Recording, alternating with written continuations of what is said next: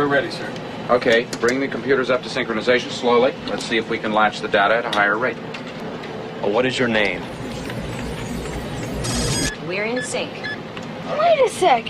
How'd that happen? I didn't say a thing. Next question. David, where have you been for the last 8 years? I've already told you. I don't know. What powered the craft that you were traveling in?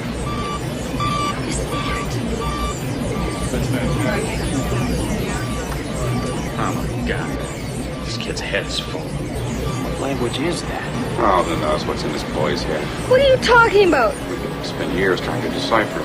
Who's putting that stuff on the screen? You are, David.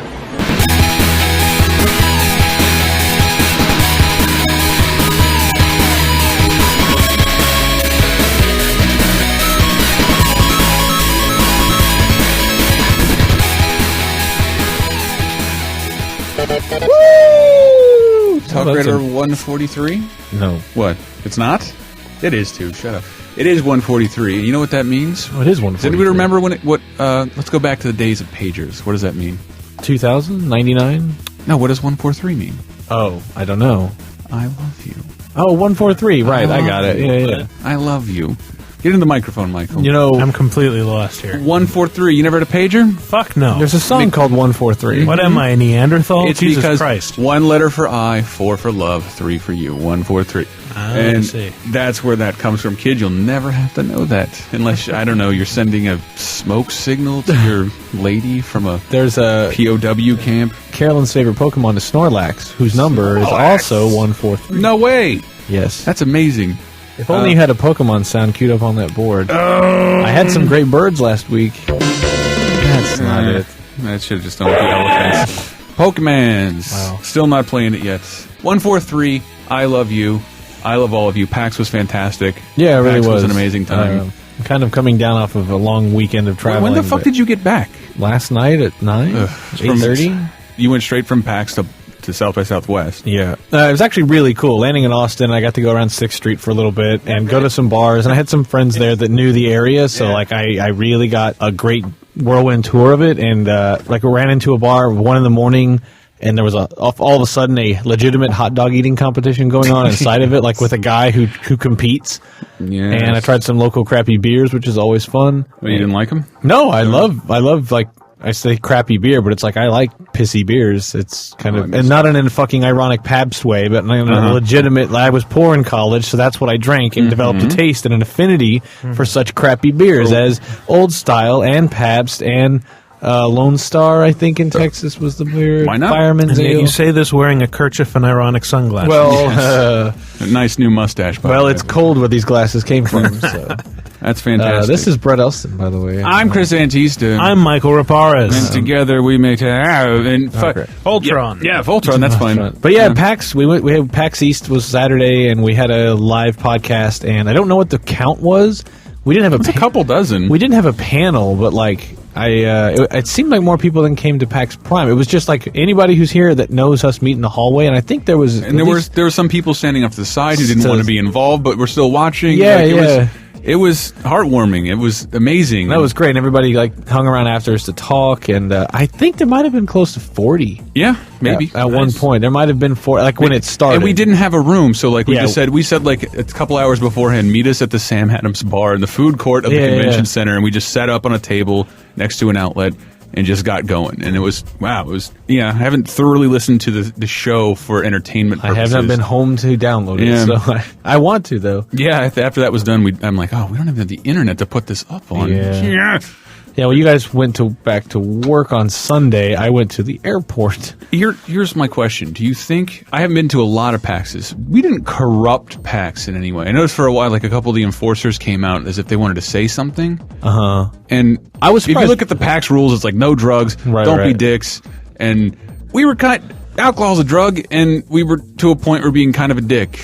I don't think either one of those, because it was, the number of people there suggested people did want it to be there. All right, I'll take that. And alcohol's a drug that they were serving from the restaurant in the convention center. That's true, too. So if they were allowing it, then they can deal with that. I gotta get big props to Willie Fresh, who I think, not even 21, I had nothing to do with it. Somebody was forcing Jameson into his mouth, made him take 2 shots in a row, and he threw up on the convention.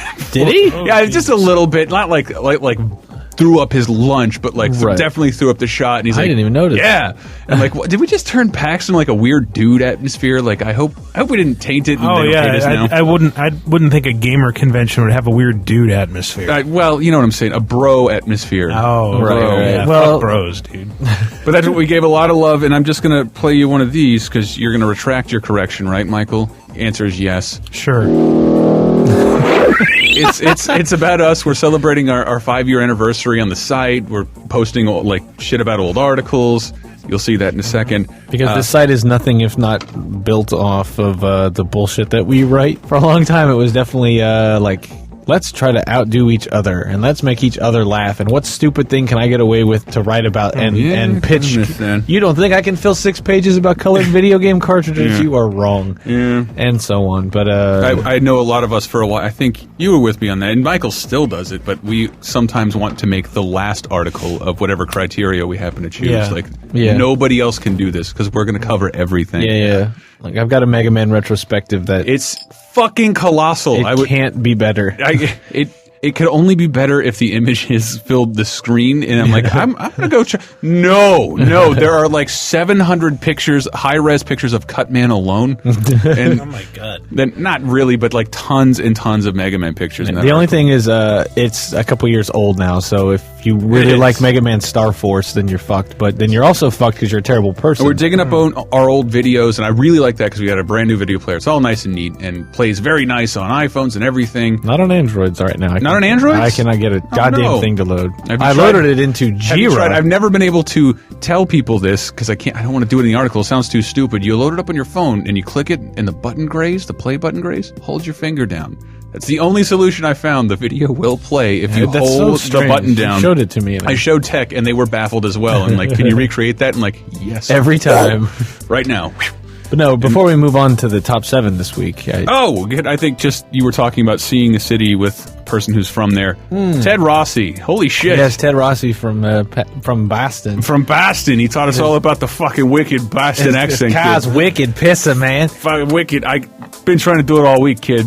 Too stupid. It sounds a little retarded right Ted now. Rossi, the one who sent us the blue He label? is, and he That brought is in awesome. he brought in Jameson, and we went to a bar afterwards. He's like, I'll fucking give you guys a ride, whatever. And like, hey, can we go get something to eat? And he's like, yeah, fuck it, I'm taking it on to Paul Revere Beach, and we'll go to Kelly's, and you get a triple beef sandwich. And like, I'm a vegetarian, but awesome. Triple beef 3-way or something. Triple beef It was 3-way. A fucking roast beef sandwich dripping with barbecue sauce and mayo. Like 4 in the morning, maybe accounting for a time change. Like it was. Accounted for time change. It was still like 3:30 when we got there. It was beautiful. But I got hit on by some cougar lady. Did you see that? I didn't see what she looked like. She was of Snooki height. I saw that. Yeah, because he was Ted Rossi was laughing. He was because his laughing laugh was hysterically. infectious. It was from far away, like. But yeah, this lady, I'm standing there with my bag and my coat and my stupid hair, and this lady walks up next to me. Are you in a band? Yes. You No. look like a walking contradiction. She's like, no, and it's like, you look artistic, and I'm like, ugh. And you're Maybe. like, I like the Mega Mans. Or maybe she said autistic. I wasn't paying attention. But I played that sound because But I just walked away. in a search to go find a bunch of our older stuff, I found like this ancient hard drive containing all the sound effects used in like the first 20 podcasts. And I was cracking up finding all these ways to go through it. Like I found that whole file of Paul Ryan. Yeah. It's like a nutsack full of nickels. Paul Ryan. Who we missed the entire time we were in Boston. Such a shame. Oh, sorry, Paulie. He's not listening. But yeah, this week was fantastic. It all came together. And again, if you were in the area and you didn't make it, you're a terrible person. And if you're thinking about going to PAX Prime, you should just commit yourself to that right now. for like a day, I just tried to torture people on Twitter who weren't there. Yeah. And So I was much fun. actually thinking about this. Like, even if, let's say the podcast becomes twice as popular, and there's like, it's still not enough to fill like the rooms like that some of those larger podcasts fill. Like if we did a panel that was a live TalkRadar. I almost like the idea of we can still have panels at PAX because we can always pitch them and they'll let us go because future TalkRadar will never mean anything to them, I believe. I think so, but even if it did, like let's say even if like a couple years from now it's large enough that it could, I like the idea of TalkRadar as an after party. I like it as just a guerrilla show. Yeah, like, yeah. We just popped on the floor and like the bouncers came over, the enforcers, who are nice guys, like wanted to say something, but like, what do you say? It's a bunch of guys doing a game thing at PAX when there's not a lot of people around in that area. Yeah, we waited till 8 o'clock at night, so it's like the show floor's closed. I mean, we have silly ideas for a TalkRadar panel. There's all kinds of silly shit I want to do as a panel, and that's a thing you create. It's an hour long. You have to have a bit. Ooh. I don't know if I'd want to do it. We sat there for 2.5 hours, and I don't even know what we said. It's just passing the mic around. Yeah, but everybody got to come up. They're all a part of it instead of like walking to a mic and awkwardly asking a Q&A thing in front of everybody. I'm just shoving mics in people's faces. I met 2 to 3 female listeners. Like, what? I think that's all of them, isn't it? What? No idea. No idea that was even possible that a female could listen to this show and actually show up to meet us. But, women just have smaller ear mass. It is biologically possible for them to listen. In fact, who did I meet? Allison. She's like, I think you should know that you're not unattractive. You should. As if I needed okay. No, but she said it as in like you're not unattractive. She like rubbing my shoulder like it's okay. Like don't worry about it. I'd say it won't be like this forever, but that's what you tell a teenager. Yeah, don't worry about it. If women find you attractive, you're okay. You'll grow into it eventually, Chris. Will I? Because I've seen myself on camera in that 3DS unboxing video in front of all these angelic virgin white women enslaved by their own 3DS. Well, on this week's trailer trash, you'll be sitting opposite me, so you'll true. Look better by comparison. That's true. I wish I had the regular sound, but it's totally the reverse, and I lost it. There it goes. Yes, micropars. That's him sitting down. Somehow I'm wrong. Trash. No. But again, on the topic of 5 year anniversary. Every week top 7, and this week, oh my goodness. Yep. There's a joke that we've had laying around that's not even a good joke. I did not see the last joke coming, and it was very, very entertaining. Our 5-year anniversary gave us the perfect opportunity to use this, but as a commenter pointed out, we probably should have waited until our 7th anniversary. But it's done. There's no been done. Where the point is, there's no guarantee of a 7th. Yeah. We're at the 5th right now. So let's do it. True. Yes. It's the top 7 top 7s. Top 7s, isn't it? In the spirit of, we've been re-promoting some of our older stuff that was in an old site format, so it looked kind of shitty. Let's re-promote basically. Do you remember what was a series of top 7s? What was the pixel width for the original, like one big screen? Like we could only have 600 pixels. 600 pixels, one giant screen in the middle of the page, and that was it. If you wanted to see another image, we had to make another page. Yeah. Old internet. And eventually, I figured out, I was like, I can add HTML tags to put in more images, and that was we had discouraged. To trick it. Yes, never do that in tech. Because what's weird is when we switch to a new design, it might break it. Yes, who knows if they'll use HTML in a year. Yes. But what's weird is that whole design of slideshow mentality, basically. Yeah. How I thought it was on the way out because everyone complained when we would do it, and Game Daily would do it, and people would whenever those lists may dig or Reddit, people would complain what the fuck, this is just page baiting, and now 1UP does them. Yeah, when the single 25-page article that's just a picture and a slideshow thing, and it's weird because we used to do it. That's old. I guess the thing there, the appeal is that there's click but no scrolling. Yeah, right. That you look at the image and the caption and you click. Right. Yeah, I get. It's just so weird. I'm not against them at all. It's just I thought the internet. It seemed like they raged at us every time we did those. Well, that's Dig. Which is gone. Which is Dig, and Dig doesn't matter, so I'm like, maybe everybody can go back to those things. Which is gone. Now you have Reddit, which that also doesn't matter because they're going to rewrite your headline to be what it means to them. Tyler had pointed out the Reddit folks are very nice to us. It's very weird. Good. It's very weird. The Dig folks were very cruel. That makes me happy. Very, very cruel. Yeah. Hate Games Radar. But here's our top 7. Still hold a few grudges. Top 7 top 7s. It's been our staple feature since I think the week I got here. Yeah, I know October 06, I believe. One of these was I think my first paid assignment, working on one of these top 7s. Number 7. Yeah, it might be loud. This was Tyler's first really art-intensive article, if I remember right. Top 7 stereotypical gamers we hate. Yes. And also kicked off the week of hate. Kicked off the first ever week of hate. and did huge numbers because it was basically just making fun of ourselves. It was making fun of ourselves. It was Ourselves being gamers collectively. Like I helped out Tyler with a couple of entries because he was very busy in the art, like sort of like he didn't have enough time to pull the whole thing off on his own. I'm like, I'll be angry at. I picked out a couple of friends of mine who embodied the stereotypes we'd picked out and just made fun of them. And so I love those, the dude gamer, the snooty PC elitist, the RPG fan, and I used to have them all under one roof together. It was awesome. We were all fucking annoying in our own weird way. Yeah, that was great. And to make it seem even more dated, I think this is our first. Is this too inside? It's our first article, maybe to crack a million views. Maybe our first edit article, non cheats or guides thing for sure. Well, I'm pretty sure that number 2 cracked 1 million. Oh, it did. Did that come beforehand? Yeah. Oh yes. Okay, several years. But did it even more, Michael? When this article went live, you and I were in New York. Seeing Grand Theft Auto 4. That's true. Taking our last trip ever to New York to see a Rockstar game because they always come. They have a loft they rent here to move into 3 times a year to show us their games instead of flying us out. And I can't blame them because that saves fucking money. Yes, somehow. Maybe. Well, the hotel they put us up in was ridiculous. We both. the rent for a place in San Francisco. Michael and I were both going, and we both got Tim Burton-esque suites with dining room tables. It's one of those things where you walk in and it's like, oh, this is way too good for me. This is way. It's all my middle class sensibilities are not exactly offended, but something along those lines, but the opposite. What I said, too flattered, and I wrote it on the internet. That was a mistake. Man, I really owe them a good score now. That's exactly what I said. Good thing you didn't review it. No, fucking too bad I did. I was in Arizona at the time, and then I flew back in. Well, I remember because that article, and Steven and Tyler were outside smoking in the front when you could still do that. And they were out smoking in front of the building. This is dating us. Yeah, and Steven was out there just, it's fucking killing me. The store is just doing, it's bonkers. Shane and I, and Tyler was promoted to a different level, but Shane and I were hired on full time for like a certain, and this is like our first big undertaking, the Week of Hate. And Paul as well. This is our first big undertaking, like, just going to do a week of all hate. And the first thing to kick off, it was so exciting because I think I'd been here for like 2 months and like nothing had, I'm just doing like, well, Dragon Ball Z needs a review. And like this is the first thing we all got together and I think we were very proud of and was also successful. And we got kind of it was the first pat on the back I think I was ever involved in getting. Yeah. And yeah, it was very exciting. Top 7s. Should we move on? Sure. Yeah.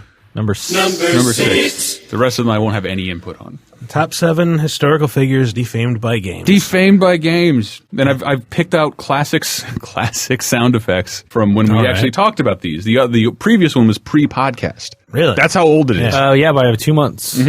I think that was the point we should just start airing when we talked about these. That should be the whole show. I did think about pitching that and just splicing it in with that old conversation. I wanted to do Charlie just because one of these was his top 7 and we don't have any audio for, and you'll see why the second we read the fucking headline / entry.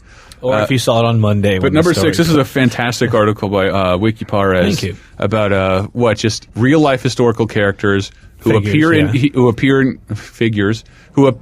games. I know the difference. Right, you want to do it? I have a reverse sound effect. Going. Who had been defamed by games. Yes. Yeah, I guess I can't say the name of the headline. But just people who star in games and they have to be turned into this cornball fucking black and white villain in order to meet the criteria of this one plot. I thought it up after playing through Dante's Inferno, and there's a bit, and I don't think anybody's going to care if I spoil this now, but there's a bit later in Dante's Inferno where you find out like not only is he a crusader, but he's responsible for this massacre of 3,000 Muslim hostages at the city of Acre that was carried out in real life by Richard the Lionhearted. But they just pin it on him, and Richard comes along while he's been away for the day or whatever. It's like, oh my God, who's done this? It's like you don't know, but he's the true king of England. It's just, and the real Dante Alighieri was born like 70 years after that crusade, I think. So it's kind of unfair, and like there are people now who will think that, oh, Dante Alighieri, he's that guy who killed those 3,000 Muslims. Of course. For the sake, why would they do that? I don't know. I guess just to tell a better story. Because, I'm a poet who was in the Guelph Wars or whatever. You know, I never want the word well said on this podcast. Italy's innumerable civil wars. So many young ladies. I don't remember the can't entries. really be called civil wars because they were between independent city-states, but whatever. Jesus. It's like a queef shart. Fucking jerks. Fair. I may not remember the game. This is fucking Brutus. Is it Shadows of Rome? Shadow of Rome. Shadow of Rome? I am a genius. A general that lived. Yes. It's a man dying. Yeah, that too, Brutus. In this fucking this Custer's Revenge, probably the most. Was he number one? No. No. That's the Classic. sound of him. Fucking. Well, I mean, to a For lack of more a better evil dick, degree, for lack of a better dick, or for lack of consent, fucking Pocahontas tied to a cactus because yes, Custer's Revenge.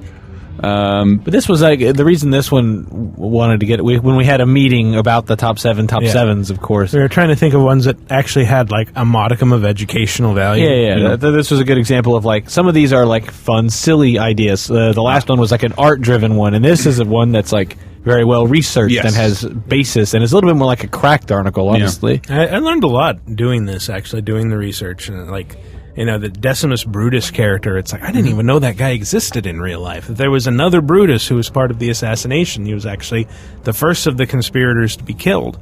But the whole thing with Shadow of Rome is like, oh, he killed the main character's parents to cover up his involvement in the assassination. And it's like the real thing was carried out in broad daylight. Everybody knew who was involved. So Of Caesar. Yeah. Okay. Yeah, the assassination of Julius Caesar. Right. Sorry. I came in. Should have clarified. I came in. Well, Sexually transmitted. What? The more you know. The more you know. Yes. all I heard was sexually transmitted. Yeah, Sexually transmitted transferred. diseases can make you infertile. Okay, that has nothing to do with the I need conversation. some science on that. Because, I'm both, and I don't attribute it to one another. Custer. Number 5. Number 5. I'm hot now. Top 7 bad guys you didn't want to kill. Bad guys you didn't want to kill. Basically, like cute bad guys. This was like in our along with the top 7 stereotypes. This ran in its one-page ad in PC Gamer, maybe even Nintendo Power. I think P-Tom, yeah, and OXM. I don't know if it might have been PSM. No, It might have been. 2008. Wow, So. that would have been a long time ago. But yeah, it ran a full page ad. Like I noticed a bunch of people in the comments were saying that's what pulled me into the site. That's the reason I went to look at Games Radar the first. Oh, that's crazy. Yeah. It has a lot of comments, so I guess it's a lot of personal shit of people how they Yeah. connected these articles. Yeah, it's got Which is 120 comments right now. Oh which is, man, it ain't easy to comment on Games Radar articles. That captures fucking insane. You got to fight for it. Yeah. Yeah, I think it's an upside down Hebrew now. Yes. Do you know the hotkey for boron? Maybe. Does it involve pouring hot boron on the keyboard? Where do I get boron this time of day? It was great. Pikmin hit that nail on the head for me because I never was able to finish Pikmin because I couldn't stand to lose a single one, and that's. But I think the one from Pikmin he's identifying as the Spotty Bueller. I know, but it's like I couldn't sacrifice anything. It sort of ruined me on the RTS for a while because I don't want to lose anything. I want to be the best general ever. I really do love Pikmin. I wish they'd. Yeah. I wish I want a new one, but it's never been 3D. I wish they'd remake it for the Wii. They did actually. I mean, they remade Pikmin 1, I and know. it actually works really well with the Wii controls. It really does. Actually, I mean, I played it like halfway through again on Wii because I played the GameCube one as well. They are making a Pikmin 3, which Miyamoto admitted at E3 last year. But I would like to clarify. I found the sound effect. I have no idea what it was for. Oh man, I lost it. Oh, good story. No, I got it. There it is. You played it on what? On Wii. No, GameCube. It's Jon Stewart from Half Baked, where I just cut off the D. On Wii. Sounds like you're just saying on Wii. Yeah, I know. But this idea for using this top 7 as an ad, I still think that's a good idea. Yeah. If you can find top 7s It's the that cutest fit. things imaginable, even though his criteria isn't what's fucking cute. It's not especially cute, because yeah. the last one is the Colossi, Colossi. the Colossi, especially the bearded one. And that's absolutely correct. Is this a towel joint? Yeah. It's just JT. yeah. And he had no idea that his top 7 was then used Oh, he didn't. in a U.S. He didn't know until I told him, which is kind of crazy. But it's because Future owns all the content we all produce anyway. Yeah, so they don't have to ask us. They don't have to ask us, and we don't get paid for that. There's but no residuals or guild. It's No. awesome. Or overtime. What's our current magazine ad? Is it just like a tiny logo floating in the middle of a page or something? It's probably something that's supposed to look if like you a can fucking read this, Apple you haven't billboard. been masturbating enough. Or, If you can see this, your cum isn't black. oh my god! What? All right, sorry. Creative. That's what I'm here for. But like the old Pokedex that Carol and I did in like 2007 for Diamond and Pearl. One day last year, I opened up one of the random like in-gamer magazine, and it came with a free Pokedex inside, a little book version of it. Oh, that was crazy. And I'm reading the text in it, and I'm like, oh, I wonder what they said about Spiritomb, because I love Spiritomb. And I read it, I'm like, well, that's exactly how I would have described Spiritomb. That's not what I wrote, is it? And I go look, I'm like, wait a minute. And I look, every word in there is from me and Carolyn. Yeah. And some of Amanda, maybe, too. Somebody came to say, I read about you in the UK. I'm like, in the UK publication. It wasn't Games Radar, but it was like some stupid article I wrote on a tennis game long ago as an intern, and he read about me in the UK, like the tennis article. Well, I mean, that's how far it goes. Like, I don't know where the fuck he saw that article, where it went, but it went overseas, and I'm being read by people overseas, not on the internet. It's kind of a weird concept. that is weird. Like somebody found my that PlayStation 3 every review ever. Yes. They found that special in the Philippines somewhere. I think one of those specials is the last time I was ever published in Nintendo Power, and nobody ever told me. I had no idea I was in Nintendo Power. Number 4 of the top Number 7 4? top 7s Number 4. is the top 7 Nintendo mistakes. Which you were sort of ahead of the game on this. You were you were not very impressed with the Wii. We were like, oh, come on, bro. Well, the internet was mad at you. Man, people really got upset. Like, I explained this in the introduction of this article. Oh, wait, I have the burp custer noise. There you go, Nintendo mistakes. Following the Atari. Fuck, I wish I remember who made that. Nintendo mistakes. You burped into your hand. That was a soundboard. It was a soundboard. You burped into your hand and then wiped your face with it. What the fuck? It's not an Why object. you got a burp on your face? I'll call you burp face. And fart Don't butt. call me burp face. Good old fart butt. Titties. Go for it, Elson. So words. No, this was when we were like, oh, these top 7s are doing right about a business, eh? And another one on here that didn't end up making the list was one Christian Nutt wrote for us. It was top 7 like game. It was like Sonic and Tomb Raider, like games. Oh, that. Fuck! It wasn't need a reinvention or No, it was just like reboot. games that they're over. They're like, over. I forgot what the It's like series or franchises run into the ground. Run into the Franchise ground. on the ground. I think that and was that was like maybe it was after after number 2. Wait a minute. Careful. When we write negatively, Yeah, people listen. respond. So it was kind of us in the beginning going, hey, if we criticize things that people love, it gets a lot of traffic. Yeah, our entire editorial philosophy in the beginning was just throw a bunch of shit at the wall and see what sticks. Yep. Yeah. So we found that works, and which this was back in like the end of 06, early 07. But it was like, we still have like a little core of honesty. Like, I don't want to go write a bunch of incendiary shit just for the sake of traffic. No, it's easy for me to make a joke for the sake of argument, and it still fucking is. The whole podcast is about that. Doesn't mean I don't love all this shit. Right. So in this case, I was like, oh, I can write a thing about the dumbest shit Nintendo's ever done because they made some inarguably bad choices. That's what your top 7 or your 7 suggestion was the Wii itself. Yes, and number 7. Everybody got really mad at you. Number 7, and we're like, some people were like, oh yeah, that's a good one because Wii's popular and ooh. But I'm like, no, I think really it is a mistake because, yes, at the time and even today, Wii has made Nintendo a ton of money, and Wii has made reaffirmed Nintendo's status as a household name because in the 80s and early 90s it was the default game. And I think everything you were playing was a Nintendo. In the early aughts, it was still a fucking insult for douchebags. Hey, what up, Nintendo? Still playing your shit, you stupid games. Yeah, but then at some point, like, I don't know, like even like on Judge Judy, she wouldn't know what, like, I bought you a fucking Xbox, and she was like, what's an Xbox? Is that like a PlayStation? Is that like the Pac-Man Nintendo thing? PlayStation really became a thing, and now it's even like you can say it's an Xbox. Like, it's not a default term anymore, and whereas Nintendo, it's such a mainstream thing with said Wii. Xbox. With Wii. But I was like, wait, their whole mantra is it's not about power, it's about innovation. And I'm like, that will work once, guys. You can do this once because your next system has to be more powerful. You can pull this, let's put out the same hardware twice in a row and save a shitload of money, which is what they did, and put some basic motion controls behind it, rebrand it, make it look like an iPod, and call it a day. And it worked. And the result is a system that's unportable. You can't port any games that are huge hits. It gets the worst version of almost every third-party system.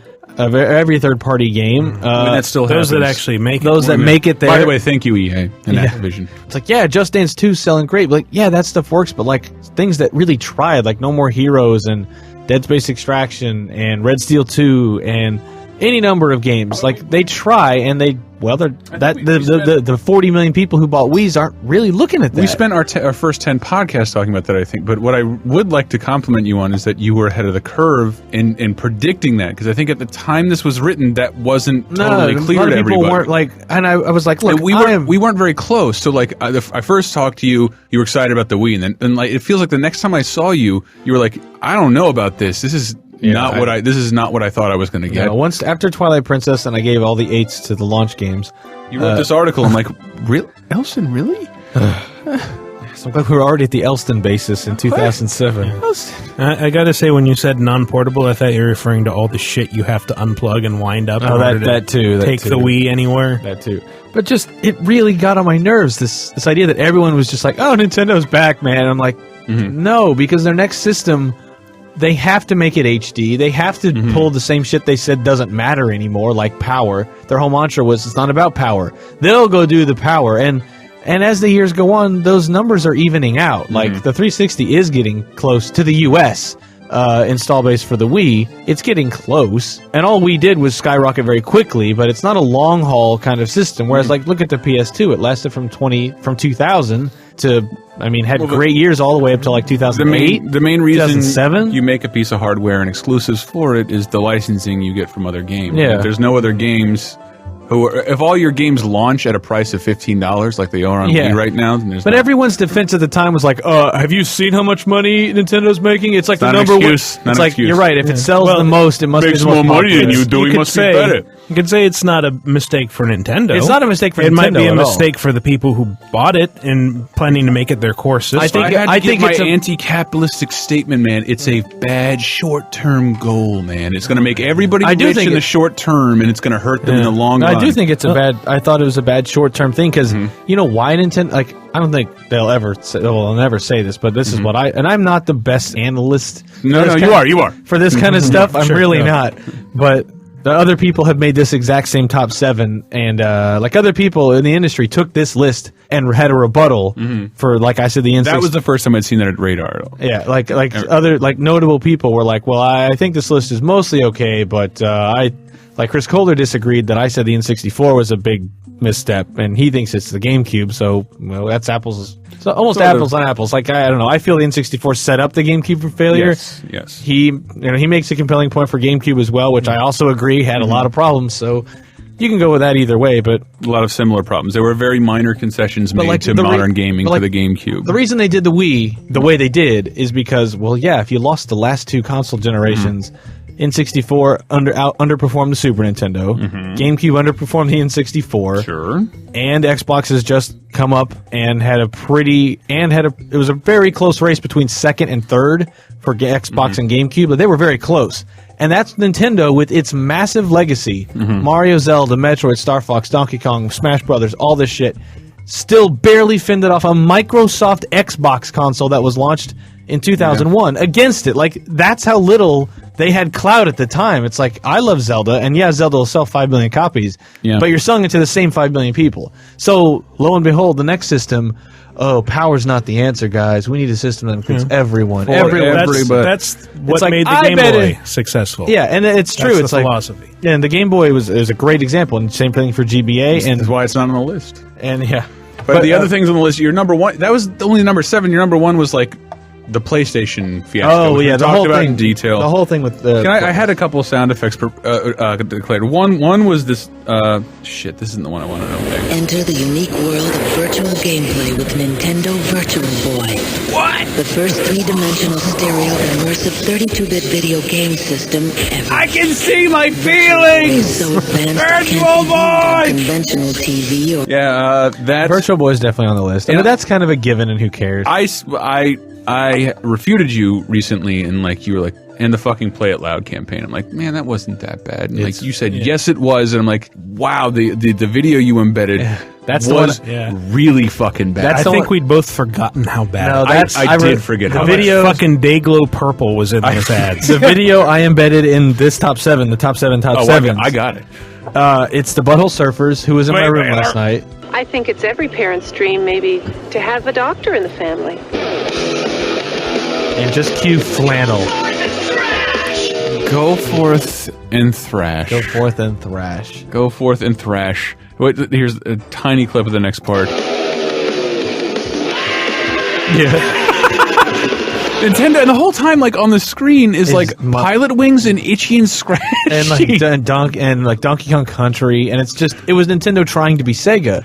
Like desperately, and it's the most. Look, I've been a Nintendo fanboy my whole life. I really have. Yeah. And that Play It Loud campaign is the only point where I was embarrassed to be a Nintendo fan. Where I was just wanted to like retreat into a mouse hole in the wall every time those commercials came on, because I was, I think, 13 when they came out, and it's like that's supposed to be appealing directly to me, and it makes me want to puke. It's the fucking fakest thing they could have ever done. Before I was like, that's the fakest thing you've ever done. Before I could even think that. I wasn't in that mindset at the time. Yeah, all I remember from that campaign is Mortal Kombat 2 has blood now. Oh! I was already just like getting really, Nintendo, why would you do that? Although I was 13, so Nintendo, why would you do that? That's not your image. They're not playing to their strengths. Where's the Marios? Well, I decided, like, yes, I get it now. At the time, I'm like, well, that's just what all commercials look like, and that's what everybody was doing anyway. And I did look at it, and I was kind of like, no, I don't think so. I wanted to just call it the Yo Yogi phenomenon. Like, you want to make Hanna-Barbera wants to update itself, and Yogi got like 3D sunglasses and the word Yo inserted in front of it, and everybody got hip jams. Like 20, So it's like 3 Blam. years too late, and It's that's what these commercials do seem It's like Disney's Blam. It is. That's why I made my own one, because especially the games that were coming out at the time, and then this commercial tries to highlight like, yeah, Gradius, and that wasn't was really going on the Super Nintendo. This is what it was. Playing this. Yoshi's Island. Yeah, Yoshi's Island. I'm gonna press a little start real quick, and yeah, let's start the game up. What? What is happening? Yoshi, I hear Transformers.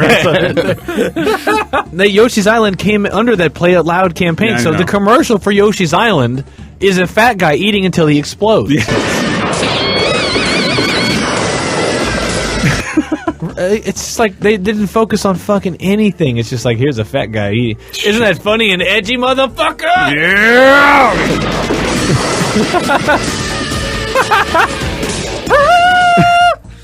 All right, what is this, number 3? I could go on and on about that. Like, I know don't you- think I know you could. I know you like could. final thing. Wii has good games. I'm not saying it's a shit system across the board.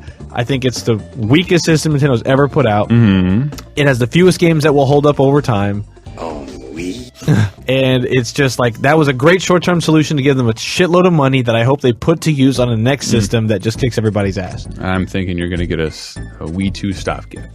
That's what I The believe. Wii was a stopgap. It was a GameCube with a wand. The thing is, they could come out with a system now, like the Wii HD, and it's basically like an Xbox 360 I'd be with fine motion with that. control. Yeah, everyone would be fine with Everyone. that. Everyone would buy it. Yes.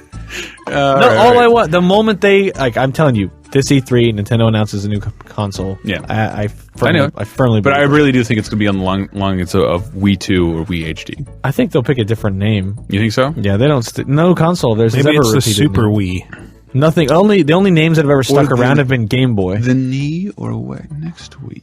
Wii next. Yeah. The Weenus. NES and Super NES. How about the Or Ultra Wii? SNES. All right, number 3. Is that where we are? Yeah.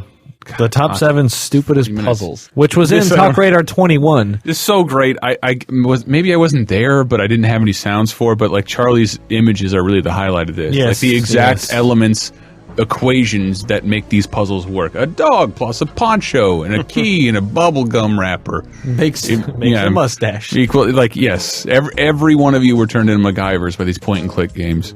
And this is a good example of not just a very creative image-led feature where he's made a great custom art that no other site would go to these links. They would say... At the time, nobody was. Nobody fucking... And this is the kind of thing, like, this is why I think our stupid list articles are the best stupid list articles on the internet. When you get something like this, where Charlie is the authority on this point and click event. Like, no one will fucking talk circles around him on this, except for, like, wiki editing people who, like, just that's all they did. This is his genre. He loves it. Yeah, and it's an example of, like, an editor, like, pitching, I could do this thing, and we all inherently trust him because, well, you know your shit. And he doesn't have to ask for any stupid puzzle suggestions. For battle of jellyfish? And how many jellyfish there will be. Who knows? But yeah, this is just, he made a bunch of great images. It's totally him. No one else could have written that article. No one.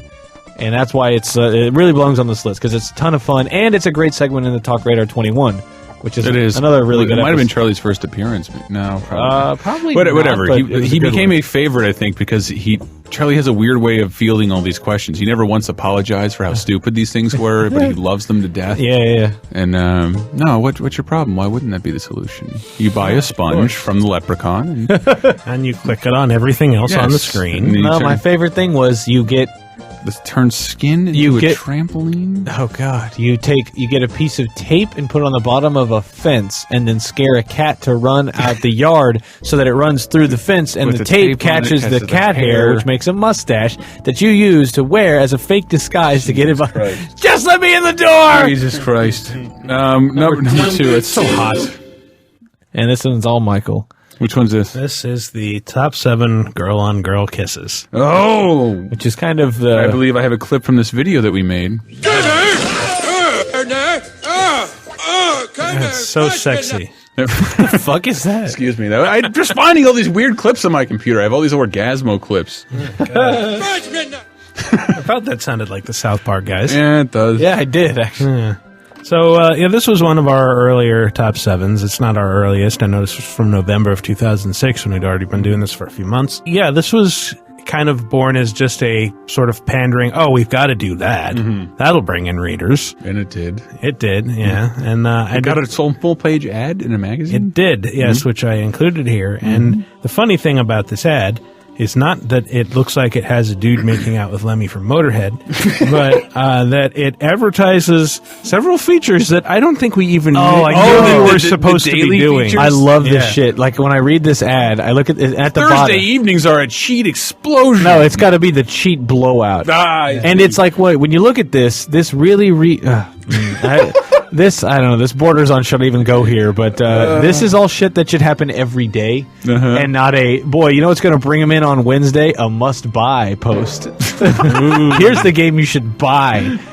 We could do that every day, and Tuesday is news inbox. That's the day when we post news. So we're going to wait for a week and just do... it's the news inbox. The news... brought to you by Strangle Me. Friday is Feature Friday Friday. is Feature Friday. What? Again, lots of old Do you have any insight on how those things were come up with? Because I don't think I even knew about any of those ideas until we published this ad. And really? the headline of the ad, which games feature the most girls kissing? That's not the article. I do remember, seeing and the image is clearly a guy and a girl anyway. Yeah, seeing that as a there's part-time. no way in hell that thing on the left is a chick. Seeing that as a part-time staffer intern, I looked at that and do we do those every day? And I had to check for 3 days. No, I guess that's old. That's another thing that Brent. Somebody decided that's what we were going to tell everyone we did, and then no one told us. The sheets blow out. The sheets blow out. So, tell us about writing this article, you perv. Yeah, this was a pretty pervy process. I can't remember if I suggested it or if I just dreaded it when it was handed to me, or both. I think it might have been both. I remember sitting in the feature meeting and thinking, this was before I was assigning anything for sure. I was everyone was on the same level pretty much, except for Eric and Steven. All right, And I wave your guess- flag. And I I'll guess move Eric, on. and I guess Christian and Dan were still there. Maybe No, Dan wasn't there. Dan was gone. Somehow I remember they came up in the room like. That's Should give Dan. it- that was gone. Dan. Dan's was gone. Michael should have it because he'll do it the most tasteful. Like he'll find a way to soften this. Well, that was the challenge that was posed to me. It's like you can't just do a stupid, sexy article. There has to be some intellectual aspect. There has to be something tasteful, something, they'll convince people we're smart. At the time, Michael was the only staff member who jerked off in private. And- Okay. Yeah. I'm guessing everyone else jerked off in It public. was a compliment, Michael. Just take it. Well, you jerk off in public, but not like openly. Like I'll sit at my desk and turn my back, but I'm doing it. Yeah, I'm still That's doing what it. you're doing. I'm still Okay. doing it. Actually, you're very artful about hiding the. Speaking you of- move both arms, so it looks like it doesn't look like you're moving one. No, it's just Speaking a of shake which, weight, buddy. I had a fucking dream last night Oh God. that I was jerking off in a car. Oh Jesus. Openly in front of other people, but I was like, man, I hope no one notices. And I remember in the dream thinking I fell asleep jerking off. Oh, boy. And then I wake up and I'm done and like everything's normal and fine. I'm like, whew, no one noticed. But I'm in like a regular like Nobody's covered in jizz. I'm like it's in a but it's like a regular Corolla with like there's no room to hide anything. Like it was such a otherwise normal dream, except I'm like See, when I have dreams like that, it's just usually like, oh, I hope nobody notices I'm not naked, or I hope nobody notices that I am naked. vigorously jerking. I am really good at dream interpretations, and I never share my dreams because one, I never remember them. But last night I had one where I met this girl who was with my friend, and she introduced me to my child who is a year and a half old. And like, this is yours. I'm sorry, I didn't want to make this your problem, but This is yours. Now you have to take care. Like, you need to help out. I'm sorry, it's technically yours. And I'm like, I had a girlfriend a year ago. This isn't possible. And she refuted me on every angle. I'm like, it's time to kid up. And that was it. And like, where the fuck did that come from? A daughter. I had a year and a half old daughter, just adorable, and she looked exactly like I couldn't even refute it. Like I remember in the dream, I'm like, well, it might be my sister's. It looks just like us, and I don't know what that. Why did I derail this? Was she kissing other girls? No, because that's what we're talking about. I'm sorry. We'll go back to. No, not that one. Not that one. And Brunswick. No, not that one. There's too many sound effects. Really? Girls kissing. Yeah, girls kissing. So What were they? We had Fear Effect. Yeah, Fear Effect was in there. You said and that was like you said you proudly showed this article to your mom. Yeah, my parents know about this article. Really? I couldn't not tell them about it because they were like, "Oh, what are you doing?" And I'm like, "Well, here's this thing that is doing really well in traffic, and I wrote something that like 1 million people have read." And I'm like, "Well, what is it?" "Well, it's girls making out." "Oh, okay." That sounds like something you'd write.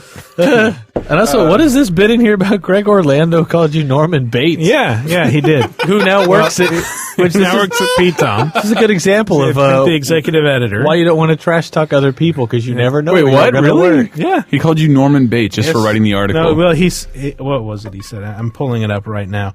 Oh, yeah, the post is titled, Your Creepy Pal Games Radar. It's like, you can read the damage here, or just wince as the article's writer slips from casually detached to full-on unsettling, as in, hello, I'm Norman Bates. And he does make a decent point, because the way I talk about The Sims 2 is kind of disturbing. Pictures reflect that. Yeah. Everything it's about like, The Sims 2, if you're describing it, is really It was like, fucking here's retarded. the passage in particular he's talking about. two mannequins fingering each other. Well, yeah. The women in Sims 2 might not have the infamy of Fear Effect 2's heroines or the nudity of Magna Cum Laude's cartoon lesbians, but when you make two girls kiss in The Sims, they are seriously into it. And if you've prodded them for a while to make them fall in love, their enthusiasm is definitely gratifying. Add the ability to create and customize your dream girls, view their intense makeouts from any angle, and buy them furniture and matching outfits, and America's favorite computer game skirts dangerously close to being its most depraved, as well as its hottest. See, that was a little bit creepy. That was you or Greg? That was me. Oh, But you wrote it in what the style was supposed to be. I guess. For sure. Yeah. I mean, that reads like But what we were told to write. I mean, it's kind of a joke. Yeah, buying them furniture and matching outfits. That is not Yeah, like, yeah. oh, I'm jacking off all over this fake furniture. fucking armoire. This is Yeah, fuck the armoire. my anecdote is totally boring. This is like one of my first paid assignments. Oh, the armoire is his wife. I thought that would have been a celebration of us. Hold in joke. This is the first dumbest thing I ever had to do. You have the first dumbest. The dumbest. I guess I would call it my first kill fee. Okay. My first kill fee. We had Jade Empire in there, Right. and Eric says, "Hey, we need you to do something. I'm going to give you. I think it was like fucking $60. Take this Xbox home. Go play Jade Empire as the woman. Oh yeah, it sounds familiar. Look up guides. Follow this shit, and you have because like it wasn't." Very easy to kiss the girl. You had to do a lot of things right, and even then it cut off. And meanwhile, you got to get in a wooden boat and have all these birds and fish sing to you. I didn't mind it because I'd never played Jade Empire. I'd meant to, and it's trying to make a Jade Little Empire, Mermaid joke. Jade Empire. Yeah. I should have talked up this aspect in the article a little more because somehow we got in touch with the developers. Exactly. And I come back the next day, and BioWare was forced, pre-Mass Effect, all that shit was forced to fade on the homosexual two-girl kiss. Yeah, and which that is was the actually one I pretty captured. chaste. It is. And then you had contacted BioWare, and by the time I'm like, I got it, I did it. This is me, new at Games Radar. I just did it. I made the two girls kiss. and you were like, oh yeah, BioWare just sent us the unedited video that Texas didn't make them take out, and they get a full on lip lock. There's a little mouse pointer in the middle, so you know it's directly from BioWare. Yep. I wish they'd taken that out, but whatever. But still, to this day, I think that's the only place where that video exists. BioWare gave us that video. I feel like if we asked for that now, they would not give it to us. No, that's so strange. I don't think they'd even return the email. Actually, they were doing. It's in the out of office. They were doing KOTOR, and that was it. They didn't have any other original IPs at the time. Yeah, they were still kind of well, they had Baldur's Gate. Okay, they weren't quite as huge. We need to go number one. Number one. It's so long. Number one. Actually, this is kind of appropriate here. What's that? Because number one is the top sevens. Which yes, this one. Man.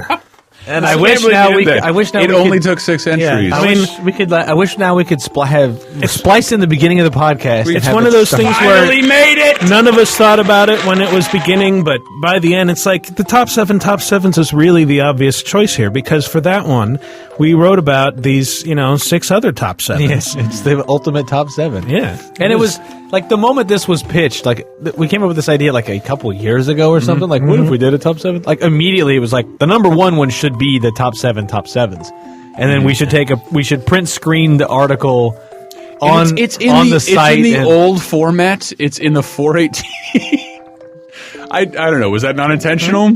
No, I made the images here like 500 pixels across. Well, because fine. It's not as funny as I found it. The thing is, it's like if it was all the way across, then it would be really. I understand, but that's what made it so funny to me. You made it look in the old format of our sites as the rest of the articles, and from a. In that case, it was totally on purpose. Somebody brought that up. Yes, I'm sorry. We say CMSing. It's content management. It's how we edit our site. I know that was a bitch to do because it links back to itself in this fucking loop, of, like this giant meta filter. That's all Henry. Henry had to deal with. Attaboy, Hank. Attaboy. I love this idea of making the number one win this one because it's just supposed to be a giant meta. Us just patting ourselves on the back thing anyway. Yeah, we don't get it. We don't get to do that very often. Let's have our goddamn fun. We don't get very many 5-year celebrations. But I did have fun basically describing the article as though you'd not just read through the entire thing and didn't already know what it was. I don't know if we're still brought to you by Shogun 2. I'll ask, but we're giving 2 copies away on the site this week. That's right, we are, and we also this weekend on the weekend giveaway. Tyler Nagata is giving away a really great Portal 2 hoodie from ThinkGeek, and we also have one to give away. We figure out how. We also have Homefront soundtracks and Dragon Age 2 soundtracks to give away. We've been playing Lizzie Cuevas' band Glowing Stars and, on our show, and a lot of people have sent us their band stuff, and that's been really nice. Josh, aka Elite Bouncer, sent us his band stuff. His band Laughinator, their own Ballad of Little Mac, a very, very good punch-out, very quick punch-out song. It's awesome. Very glad to see that. When we get back, we're going to diddle around with old sound effects, probably have a bigger community segment, tell you how to win a bunch of cool shit. Talk about Homefront, which came out this week. Oh, I forgot we had to do that. Yeah, we had And I can talk about the 3DS because we got ours now. So. Yeah, yes. Maybe. Sure.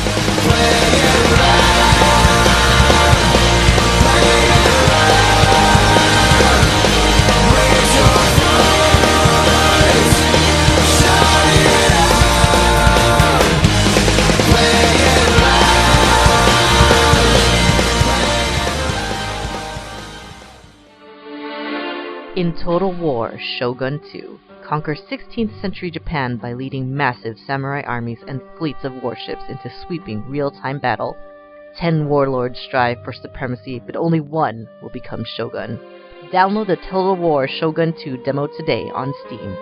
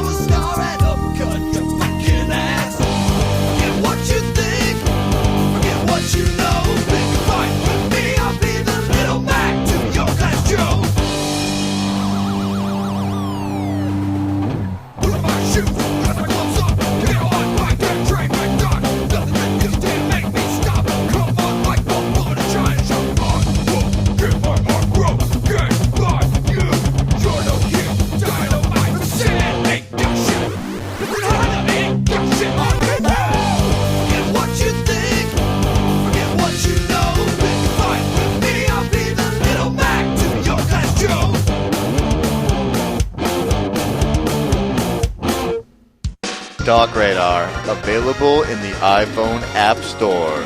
Never.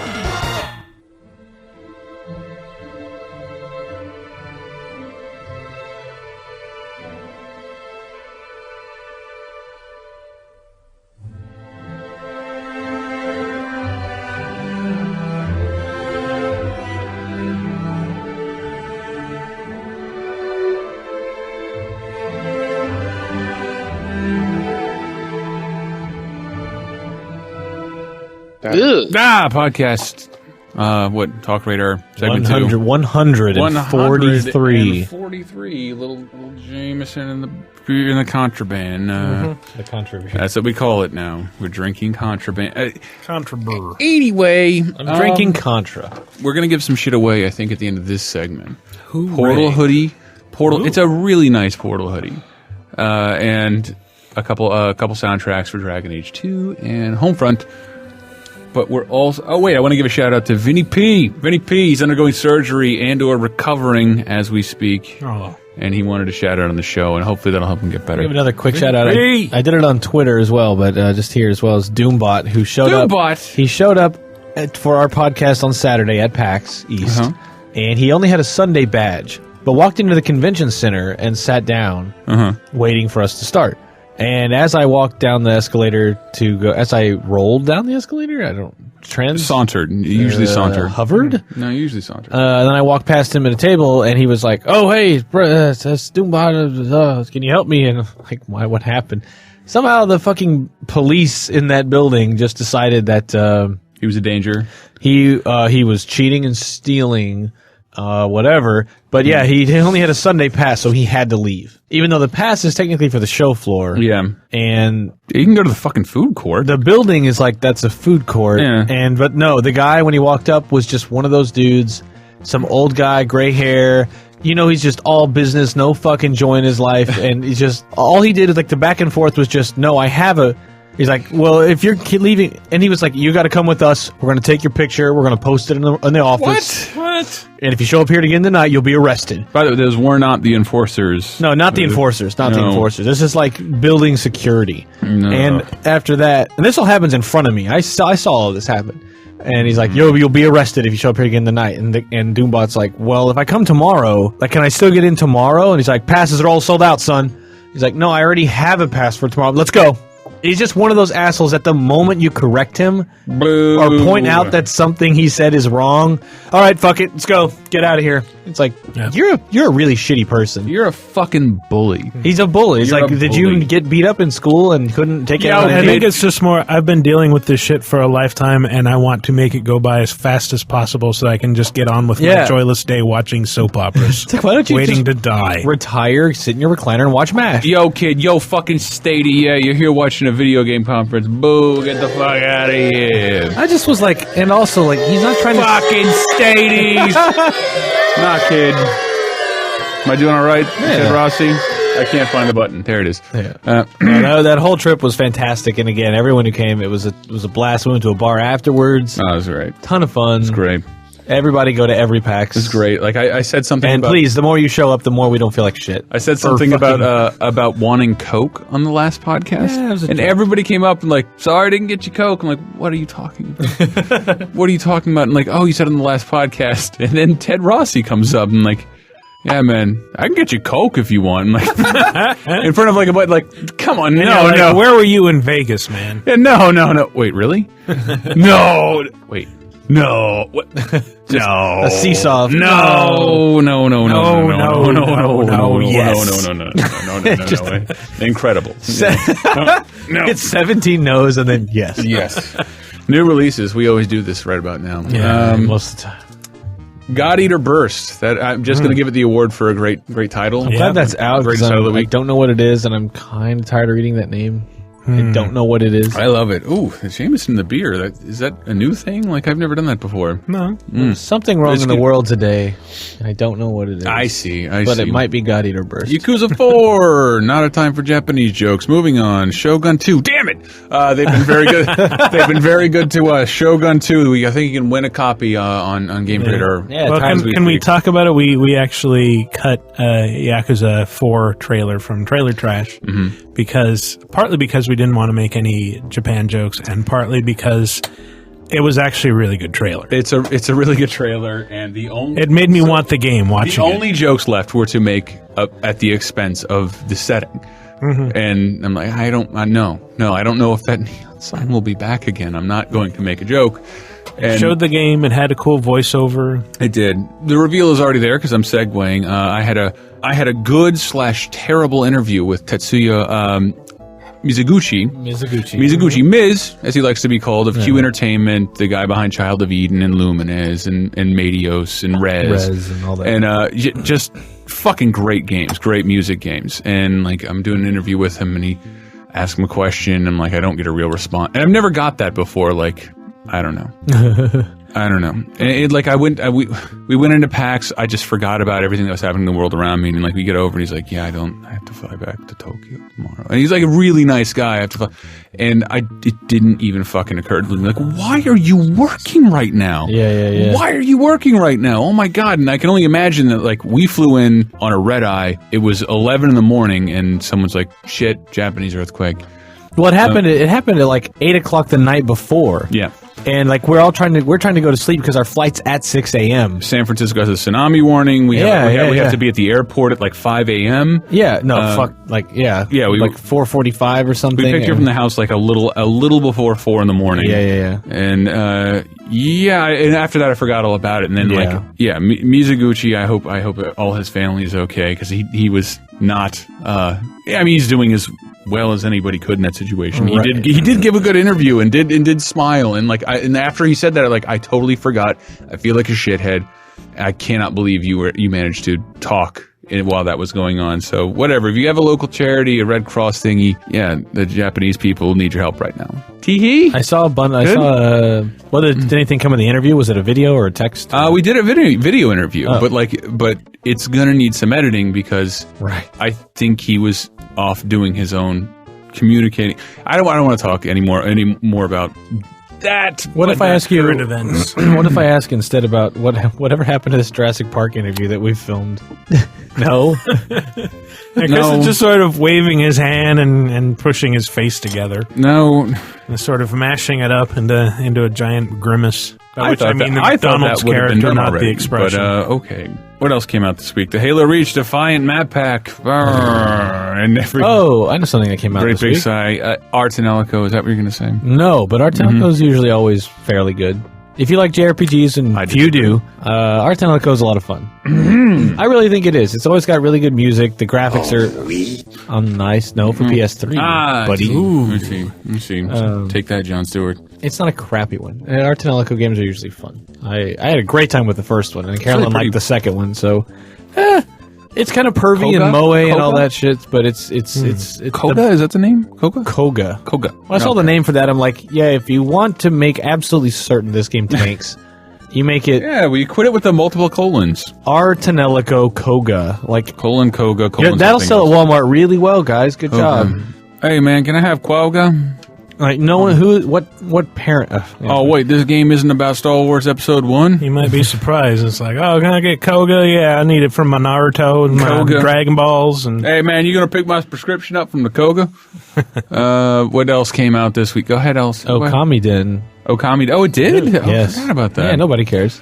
I didn't say I didn't care. It's advertised all over our site, of course. Yes, our I site care. Believe me, I was sitting there Monday in a hotel in Austin writing the Okami Den review, and I'm like, what's going on Radar? Oh my god, the entire site is covered in Okami Den. The first thing I saw when I walked in after all this other stuff is Okami Den skinned, your review at the top, and then a giant 7. Yeah, I could give it a 7. Like for when I started, I was actually going, wow. I was leaning more towards a 6. Like, I'm really low. Like, there's only one. You were looking for support, and you asked me to look at I don't like what's going on here. Am I had you crazy? play it for like a minute, and I actually remember I was in the middle of doing something else, and I wasn't very responsive. But in hindsight, like I don't know why that system.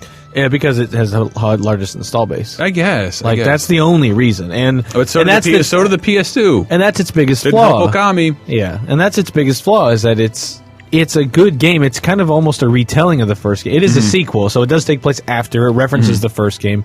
And I love the first one, as everyone, this whole office loves the first one. Not even if you didn't play it, there's just something you can love about it. I can pretend. You go ahead. Like, it's just still a very daring thing. You play as a female dog god and fix the world, and everyone's happy. Like that's a very hard sell. But the first game is a great Zelda ripoff that's beautiful and unique, and I love it to death. And the second one is still really cute. The art style is really strong. The characters are all a lot of fun. Music's great, but that's not meant for that system. Like, other than the fact that you can draw on the screen for the brush techniques where you draw sun to bloom or fix cursed areas or cut enemies in half. The D-pad wasn't doing any favors.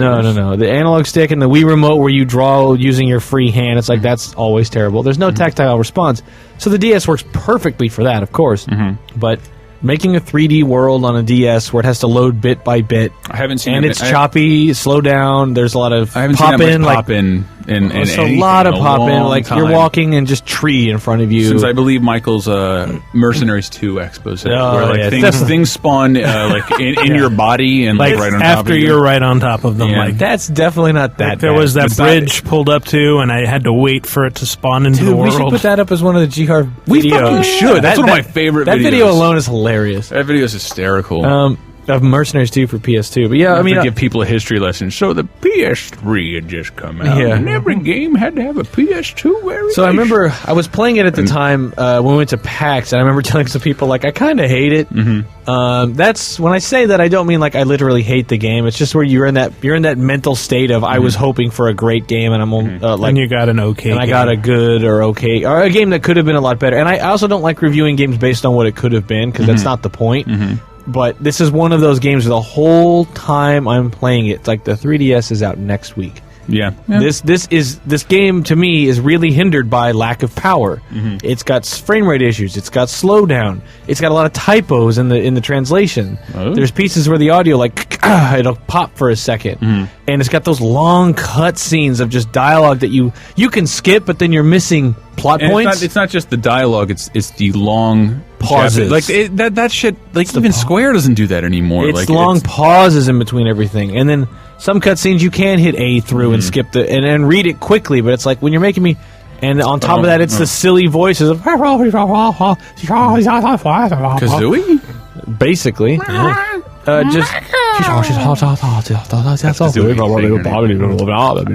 So there's just a point where it's like I was trying to play it as a portable game, and like 3 times in the last week on a plane, like, please power down all electronics, and I'm like, cutscene.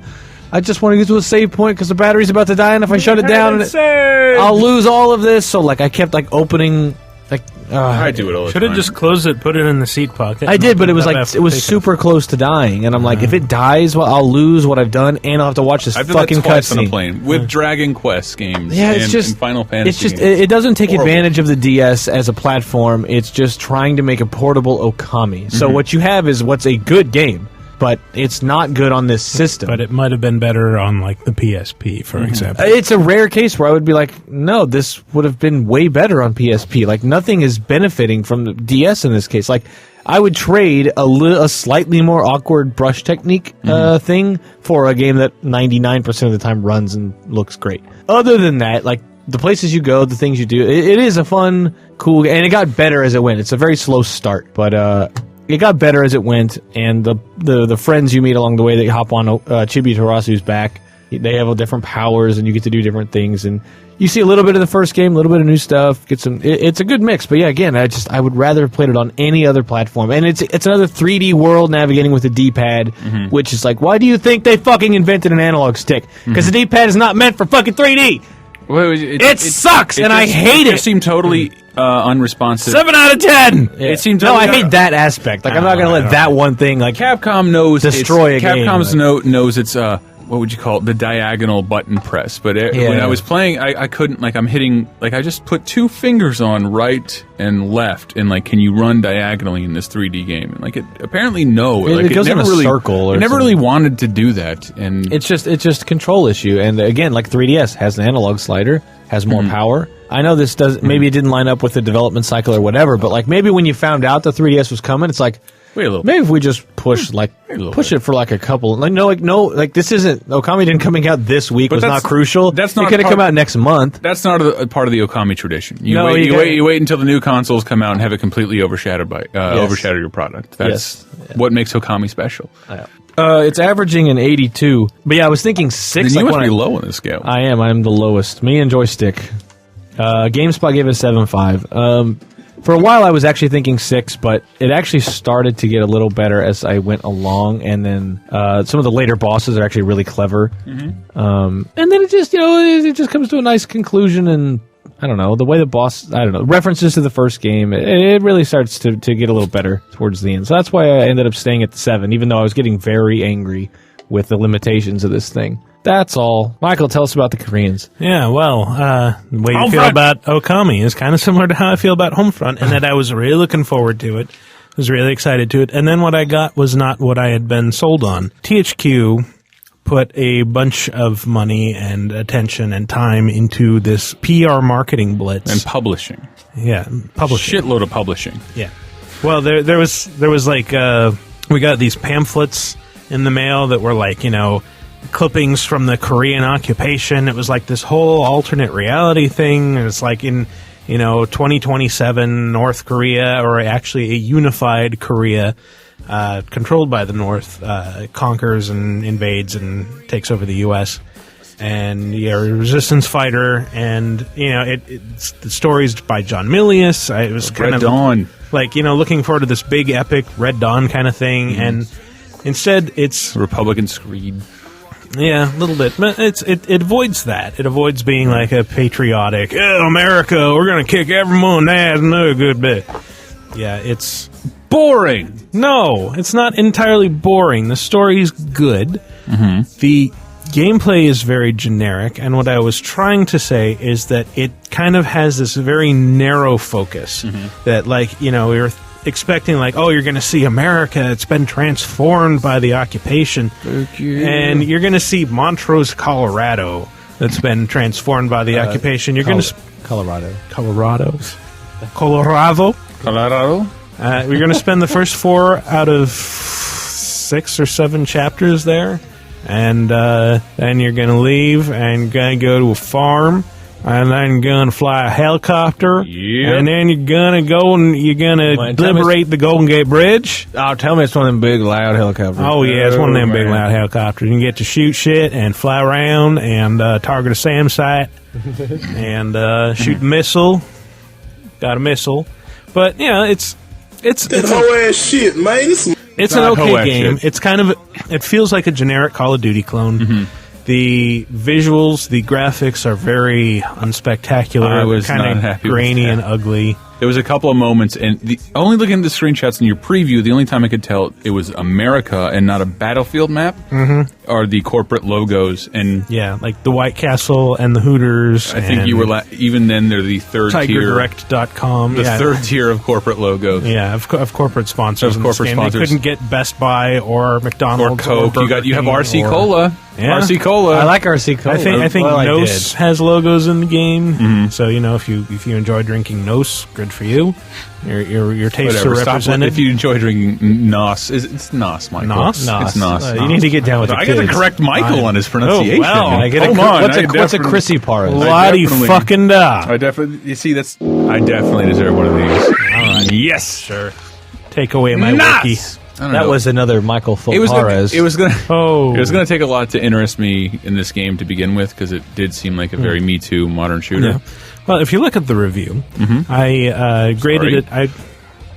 I graded it's two different parts. The campaign Yeah, that was good. was disappointing. It's not bad, but it does have bad parts. It's very scripted. There are things that really annoyed me about it, like, oh, here's a hole in a wall. I guess I'll crawl through. Oh, there's an invisible barrier there. I guess I can't go through. I stand up. Oh, I just needed to get out of my teammates' way so they can crawl through. And then after they've crawled through, I will crawl through. And then my teammates, once we're through the fence, will set up by a door, and they'll have a lengthy chat with each other. And then we'll bust through the door, and I'll get shot in the face, and the checkpoint will be before we crawled through the fence. No, after we crawled through the fence, but before their lengthy chat. So I'm going to have to sit through that again about 10 more times. So you're not? Are you their team leader? Are you like, No. let me follow me, boys? I'm opening the gate. No, you're like a pilot with combat experience, Okay. and your name is Robert Jacobs, and that's the extent of your characterization. Bobby J? I don't Yeah, like Baba to J! I don't like to lose. Koreans. The game begins with you being roused in your apartment by a Korean patrol, and they're like, Robert Jacobs, you have not done enough to help your country. And, Notice how that was not a Japanese joke. No, people. that's not. Not at all. No. Not at all. But the guy, like, the more I think about it, he does sound kind of like Mojo Jojo. So there's that. The multiplayer, on the other hand, you did like. I like that a lot. I'm not a person who really likes multiplayer. But very why did much, you like this shooters. one? I don't know. There was just something really fun about it. It just felt really flexible. I was doing well in it, which is rare for me. That'll help. Yeah. The drones are a lot of fun to play with. You just kind of like bunker down somewhere hidden, and then you can drive a robot around or pilot a remote control helicopter and just blow the shit up out of everything.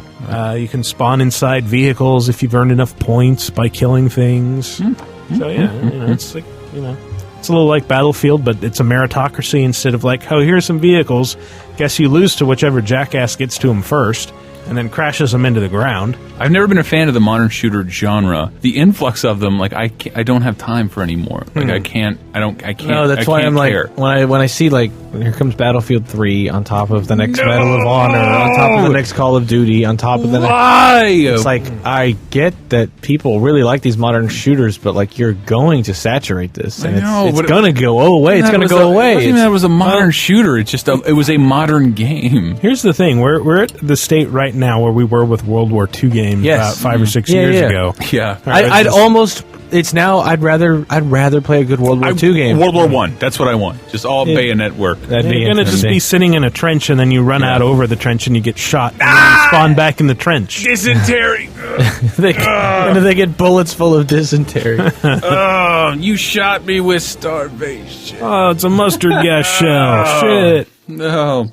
All these weapons we used and we built and barely used, Damn. and now we're using them all at the same time. I can't wait for that game over screen. It looks like an Oregon Trail of like pneummonia and exposure. Yeah, not funny enough to keep going. Yeah, keep going, sweetie. All right. Homefront, it has some pretty good moments. The multiplayer is really fun again, and you know, it's a 7. It's not a great shooter. It's okay, but you know, it was really kind of built up to be more than okay. So there's a little bit of anger there. So there's probably the whole thing with the really short campaign. Yeah, that's actually what bothered me the least. Because I don't know, I'm kind of at a point right now where I'm busy, and so if a game is short, that's kind of a plus for me. But you know, I understand people are spending $60. They want to get something they're gonna get $60 of entertainment out of, and that's not a 4 to 6 hour campaign. So I wrote that dumb, horrible preview on Earth Defense Force. Okay. Always get all the bang out of your buck, single player and tons of fun multiplayer. And it's just, I don't know why it's not that simple for every game. Like, it's just a long horde mode and over the top as fuck. Yeah. Like, I don't need it. There's no fucking story like, we have to get these American, not like giant bugs, fuck giant bugs. It's great. I love it. It's always fun. Its place. Always fun. It's the Nintendo mantra of, well, it used to be. It is. I don't need a reason to have fun. No, it's a very Nintendo concept. Whereas, like, Mario Galaxy, I love the game, but it's like, it has that crap of, like, here's this big cutscene in the beginning. It's like, the stars were born 1,000 billion Let years me tell you about my storybook with stars. They were adopted by a human being, and somehow these celestial bodies fell into line like sheep. Meanwhile, if I were playing the first Mario, I'd be halfway through 1-1 by now. And you need to get to the fucking point. Yeah. Story, whatever. I don't know. I haven't seen it that much in motion. I don't have a problem with it. I will say that it didn't feel short. Like, there are certain games where it's like, you're like, this is over already? What the fuck? I do kind of feel like, you know, they advertised months before release. It's like the last level is going to be a fight on the Golden Gate Bridge. So I was prepared for that. But I can see if you're coming into it, and you're like, yeah, we're on the Golden Gate Bridge. We're going to take San Francisco, and then it just ends. Boom, DLC. Yeah. Oh, and it ends with a voiceover at that. It's like, well, not DLC. It's like they plan this as a series. Does it end with this?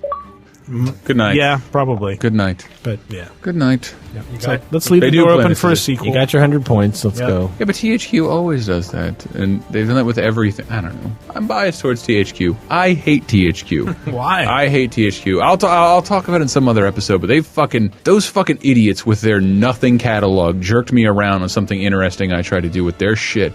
It's probably I want to put a good distance between it before ever bringing it up here, but fuck those people, because if it wasn't for wrestling, you wouldn't exist. Well, Saints Row is pretty cool too. It's pretty cool, and they're lucky if they break even on it, because there's 1,000 other games that do open world shit better. Yeah, I don't know about that. Saints Row 2 was really good.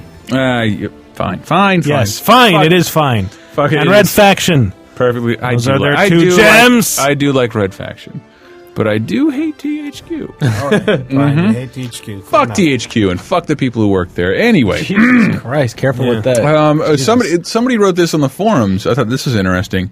Darth Cockles. I just started playing Homefront. Picked up Turtle Beach X31s to get the full experience. Holy shit!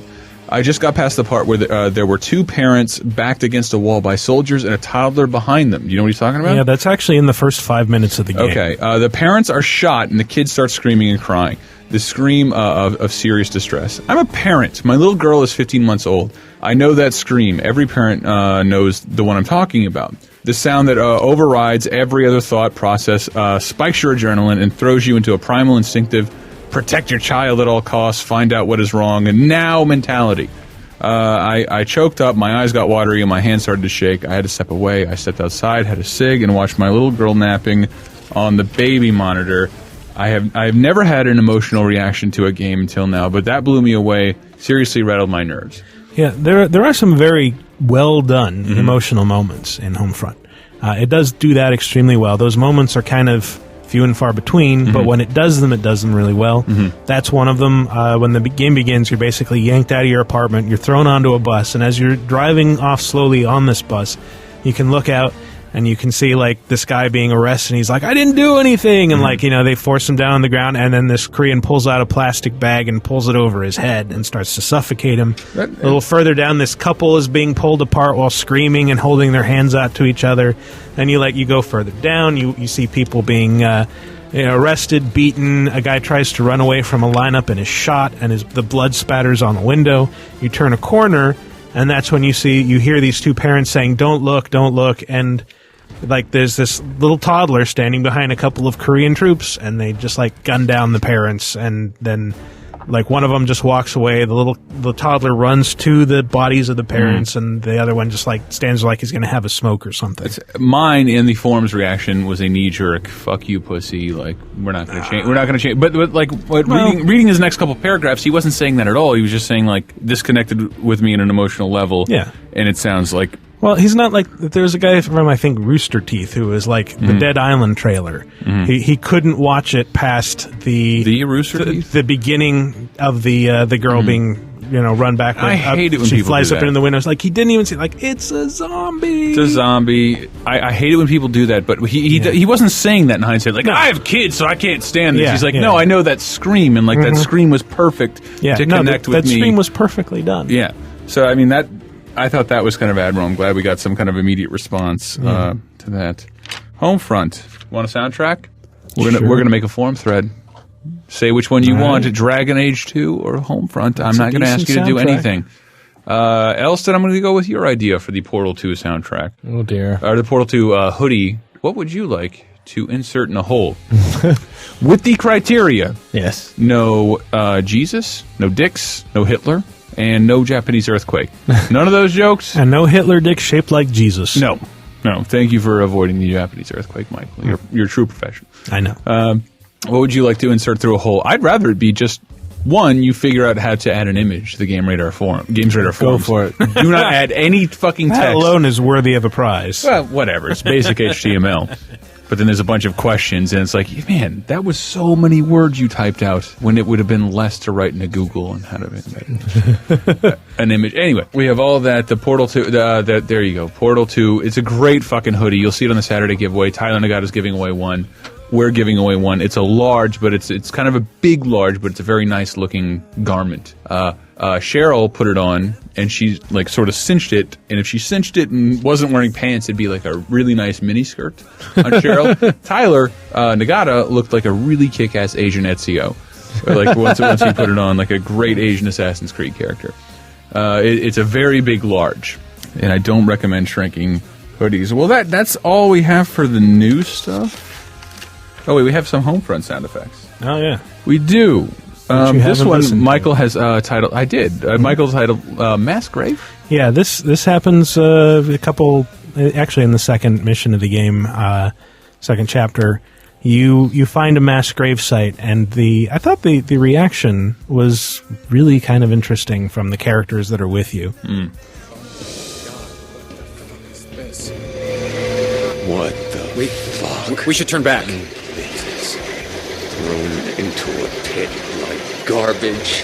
How many people are in this ditch? You sons of bitches. Scumbag motherfuckers. Motherfuckers! You think you can just throw us in a goddamn ditch? Sentries! Stay behind the bleachers! Almost lost it, man. We gotta take out those sentries. I'll burn you sons of bitches! We gotta make our way around the field. Get close enough to those towers and toss a grenade. I might want to switch things that around. Sound is me dying. I might want to switch that around to be the intro to the podcast. You motherfuckers! I'll burn you! Yeah. So wait, what is it's a very affecting scene. You're kind of like you're like, okay, we'll cut through the baseball stadium here, and you go down to the field, and there's all these Korean soldiers with these big sentry cannons and bulldozers that are just dumping like dozens of bodies into these enormous ditches full of more bodies. Yeah, you think you could just put us here? Yeah. So I you went got one to acting school for a one, month. The one who's going a little bit nuts is Connor, who's kind of the more gung-ho guy, like, let's get these sons of bitches. And he does like that exact phrase in that one sentence. Yeah. So we have another one. So he goes nuts and starts shooting, and then all hell breaks loose, etc., etc. This one's called this is Koreans Incorporated? Yeah, this is from the beginning of the game. This is... Yeah. Oops. The days are getting shorter, and every citizen of Montrose Partnership is reminded that curfew has been moved up to 1,800 hours. Against the wall! Brother Jacob, why are you so reluctant to serve your country in its time of need? We understand that you have lost everything, but you must take heart in what patriotism can bring you. Our glorious leader, Kim Jong-un, will teach you to unlock your country's natural resources, bringing prosperity to all. It is a gift to you. You have forced us to examine your dedication to America's cause. Take him away! Bang! Well timed. Getting thrown down the stairs. We were talking. I was trying to get rifle butted in the face and thrown down your own stairs, and somehow you're okay. The leader has united the Koreas. Is he a currently existing? Yes, figurehead? It's Kim Jong Il's son. His son. Who's educated in Switzerland. Really? Yes, at like a private school under like an assumed name, I think. Could he be a future historical figure defamed by video games? It depends on how things turn out once he. I'm assuming he's going to assume the throne of North Korea or whatever it's called, chairmanship. It's a recliner. Presidency. It's a new monarchy. The chairman, Steve. It's a new monarchy. I was talking to you about that. I saw Red Dawn. The guy who wrote this script John wrote Mills. Red Dawn. Yeah. Wrote Red Dawn, Apocalypse Now, Dirty Harry, Conan the Barbarian. He's a talented guy. He's also the inspiration for Walter from The Big Lebowski, which is John Goodman's character. Yes. Oh my God, I didn't know that. Yeah, you Which did. is whose character? I didn't. I had no idea. Walter. John Goodman's character. Oh, really? Yes. Sort of sounds like if you watch Red Dawn and say to yourself, "This is written by Walter," it will make total fucking sense. Red Dawn is an awesome movie. Now, the other thing about it at the Castro Theater. The thing about Red Dawn is that it's not just a cheesy paranoid fantasy. It's a wonderful propaganda piece. It's an allegory because it's supposed to get people to relate to the Soviet invasion of Afghanistan, which was going on at the same time and was a little bit more similar to what's going on in the movie. And so I'm trying to figure out, it's like, is this actually another allegory for something, or is this just him making a buck? I think I'm saying propaganda because I read a news story today. The Red Dawn remake has been done and in the can for over a year. Yeah. And they're waiting for the appropriate time, but all these wars keep breaking out. It's an inappropriate time to make Asians invade the U.S. and kill everybody movie for no reason, especially when you attribute it to a real country. But it's China in the remake instead of the Russians. Really? Because the Russians would be unrealistic. Right. So what they announced today that they're doing is they're going into the movie and they're changing things with CGI. Oh my God. On mouths, shoulders, and flags to make it North Korea. Oh my God. They're changing the entire movie. It's been done for a long time to make it North Korea. Like, North Korea is that safe a fucking villain. Oh yeah. Well, they're Stalinist. They're very isolated from the rest of the world. They're not going to buy any of our shit. So what do we care? And they're still kind of. Problem is, the one guy that will buy their shit is the one running the country. That's true, but he'll also buy a ton of Hennessy. Yeah, at least he would when he was back in optimal health. Yeah, I do like that. That's another thing. There's an unfortunate bit in Homefront. It's like, this is current events because one of the key points, because you can read about the backstory of the current world of 2027 by picking up all these newspaper clippings, which are kind of an unappealing thing to leave around for people to collect, but still interesting to read. Like an audio log you have to read. Right, exactly. That's all text. But one of the things that it lays down is that after the unification of Korea, Korea invades Japan under the pretense of protecting the Korean population there, because apparently there's been these mass riots because of the economy, and so they're like, there's violence against Koreans by mobs. It's like, we need to defend our people. So they move in there, and they take control of several power plants, and they damage or destroy one of them that causes a bunch of fallout, and they use that as a linchpin to get the Japanese government to surrender. And it's just kind of unfortunate to have a game that depicts Japanese fallout, and then there's very real worries of Japanese fallout. And there's an in-game Anderson Cooper that runs away as well. Sure. And if only. I'm trying to follow current events. I'm trying. But I mean, that's kind of unforeseeable, and it happened in the week before the game was released. Yeah. It's just unfortunate. On a lighter note, I found a bunch of old sound effects. As part of our 5-year anniversary. As part of our 5-year anniversary. And a 3-year anniversary for the podcast. My general busyness /laziness. Damn it, man. Blaziness. What was that, Elston? That was Perfect Dark. That was Perfect Dark. Elston. Wow. Elston. That's impressive. That's the president. I assume. Damn it, man. Yes, totally the president, Michael. Hey, ready for this, man? It's OG Low in the place. Oh, that's OG Low. I want to drop that hot shit for your brother. That's totally OG Low. San Andreas. My favorite part's coming up. We lost Nate Dogg this week. That's say OG. Hey, say OG. God. Least believable gangster rapper ever. that was the whole part about the game. I couldn't understand why CJ would ever do anything he says. Yeah. Ever. Or be friends with him or anything. I found so many crazy things. Kilimanjaro. That's from Halo 2. Like, were we ever... Was this podcast pre-Halo 3? It couldn't have been. No, Halo 3 was 07. Couldn't have been. Pretty cool. It's my animality. It's my animality. It's from Where are these things coming from? Mortal Kombat Annihilation. I believe Nightwolf says that line. Oh, I couldn't.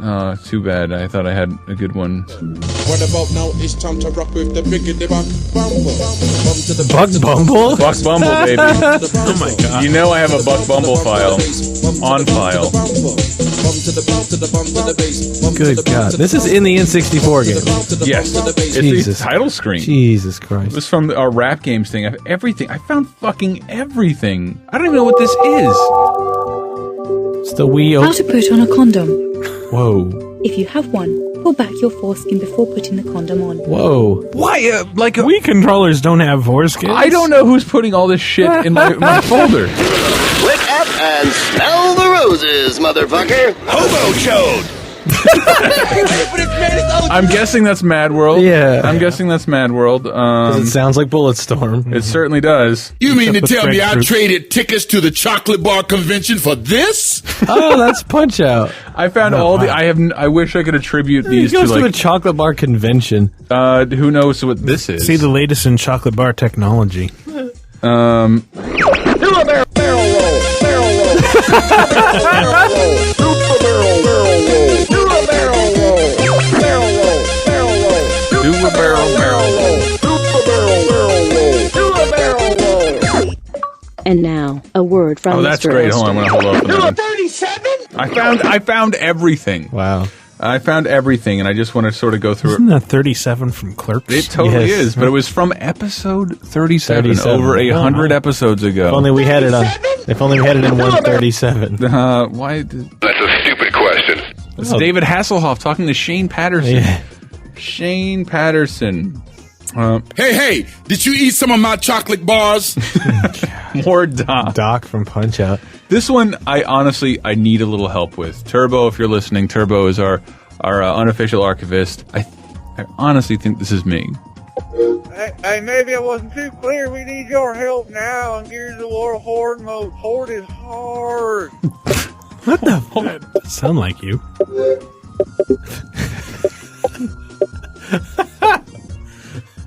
Hey, we need help in Gears of War. Y'all come help us.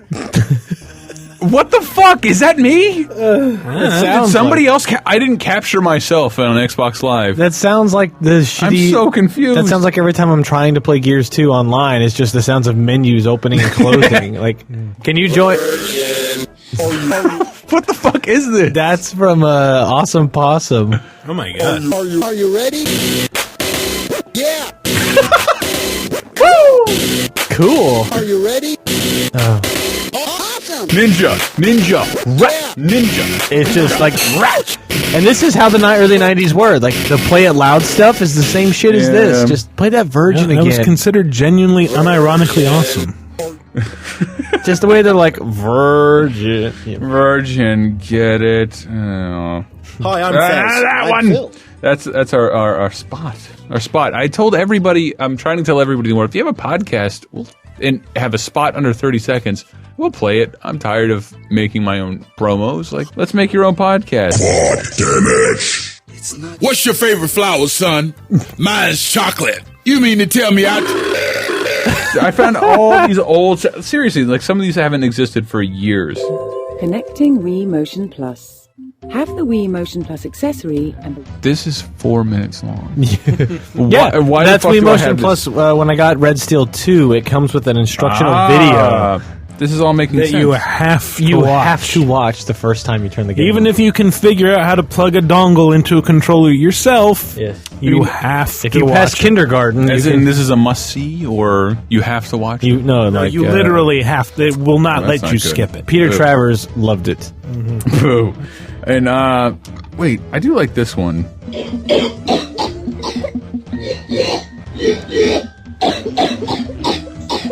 Why? What is? It's Wii music, Right. Literally, that I overlaid with Ferris Bueller's Day Off, where he's Oh. playing his sick noises Yeah, into yeah. a keyboard. It's the same fucking thing. I'm sorry, I feel like a little bit of a genius, an unrecognized genius. That's really good. To match the tones. It's the same song, but that's all Wii music was. What Ferris Bueller was doing to fix Right, it. right. I see. Never had one lesson. Yay! Wii Motion Plus. It's not just a poisonous snake. It's a monster. Hi, I'm Thez. Right, yes. I guess it didn't last as long as I thought it would. So look back, nobody in the room looks entertained. So I was leaning doesn't back matter. enjoying. Doesn't matter. I'm hot as shit. We can Where's go to the? break. Don't we have some Paul sound effects? We do, but I made some stuff for the break, so you're gonna have to wait till later. Until then, I'm gonna give you a hint, though, because that's the kind of pimp I is. Wake up and smell the roses, motherfucker. Hobo chode. love that. It's totally uncut. Yes, punctuated with hobo show. We'll go to break. Community segment, game deals. You know the drill. Yo, tell me, do you wanna ride tonight? Then tell me, do you wanna die tonight? This is my city, my invite. Let's burn it up and watch the sky ignite. It won't hurt just to try it right. Yeah, maybe you're right, it might. Downtown where the crime is right, the time is right to bust this dynamite. Oh, when you come, the harder you fall. So come harder, don't come at all. I leave you small, leave you more, leave you in pieces 3 feet tall. Let's go, we can have it all. Yeah, baby, we can have it all. Ain't it fun when the blood starts flowing and the parts start flying and your heart starts going? Come with it, bitch, come with it, bitch. Take your best shot and try to finish it. Don't blow it, cause I will kill you before you know it. Come with it, bitch, come with it, bitch. Take your best. Hi, this is Ryan McCaffrey from the official Xbox magazine's KOXM Radio. You're listening to TalkRadar. It came from the third dimension with its own brain, its own voice, its own legs. There's only one problem. It needs your eyes. Virtual Boy. See it now in 3D. Hi, I'm Thez. And I'm Phil. And we're from Gamesburg.com, home of daily video game podcasts. We have our daily newscast, where we like to round up the news of the day, with plenty of tangents, of course. And we have review casts, including my award-winning JRPC series, in which we explore the rich tapestry of the stories of Japanese RPGs. And in addition to that, we sometimes have these game casts, which are a bit like TalkRadar, but not as good. Yeah, and on top of that, we post audio from big game events like GDC and E3, and we like to do interviews with people that are involved in interesting projects that have to do with games, like art shows and burlesque shows and whatnot. At Gamesburg, we make up for quality with quantity. Hey, does anybody want to listen to the rest of this motherfucking podcast? Yeah!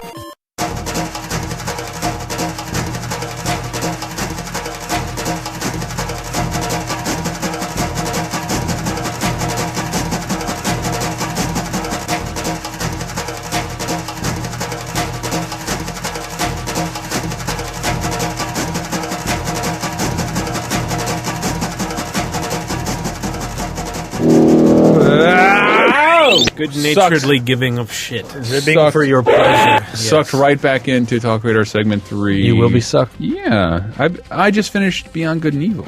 Really? Yeah, like it's the outside of King Kong, achievement wise, it's the first thing I've gotten 100% of. It's not totally difficult. I'm at 93% of like 100% completion, but I haven't actually played a game for 8 hours straight, 8 or 9 hours straight, a single player game. Is that how long it took to finish it? No. Like I want to take pictures of all the animals. Right. I want to get all the pools, and then I don't know. I had so much fun with Beyond Good and Evil. I really enjoyed it. I'm hoping to play it more tomorrow and Friday because I'm taking the days off for my weekend of slavery. I can't believe you haven't taken a day off yet. God. Well, I've been gone. I haven't physically been able to. Why didn't you take a day off in Austin or something like that? It was not. That was a joke. That was a joke. That was a joke. Also, Scott and I, we stayed in the same hotel room. Scott was there? Yeah. Butters. We went to it. We did a panel on the with Evan and Evan from PC Gamer, Chuck Osborne from Future Plus now. Eric was in it as well, and Ryan McCaffrey from OXM, and then Scott from PTOM. Ooh, RCAF. And we were trying to do like a best games of all time list, but as a panel, but also like audience participation, and also like who, like what. Not most important games, but kind of like if an alien were to land today and we're like, what are these video games? Like these are what you would the 10 must play, accessible, understandable, but here's what the medium's capable of. This will explain the medium Gleep Blop. Yes. Bleep Blorp. And all three of mine got on there, but we ran out of time because as we're wont to do, and anyone involving with games, you tend to talk horrible conversation a long time.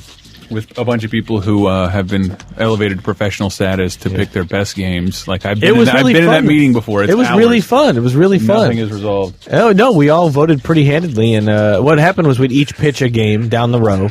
We would vote on it, and then the audience would vote, and then it would be passed or turned down, and. We ran out of time because it was only an hour panel, and I mean, we all had 3 games to pitch each. I mean, and it just took a long time. I want to know what Eric pitched. I have to know. Eric pitched Tetris, which made it. I'll allow it. He also pitched World of Warcraft, which made it. Damn it! I really wanted some like ancient Atari game. And then Pokemon, I saw on. He didn't get to pitch it, but I know that was his third one. But yeah, we also didn't know what each other's were going to be until we went in there. So we gave them all to Evan from PC Gamer, who would then make sure we didn't have any doubles.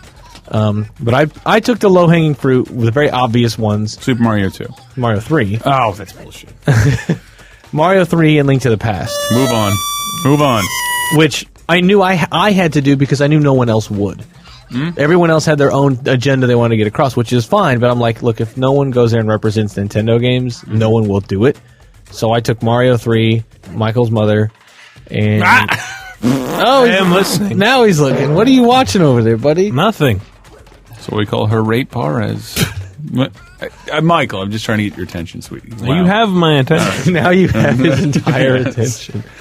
No, and then I also argued for Street Fighter 2, which somehow became Street Fighter 4 for the list. What? Because they made good point that I couldn't really refute, which What? I was like, no, 2, defined arcades, changed, defined a genre. The idea of combos, interrupting moves, blah, blah, blah.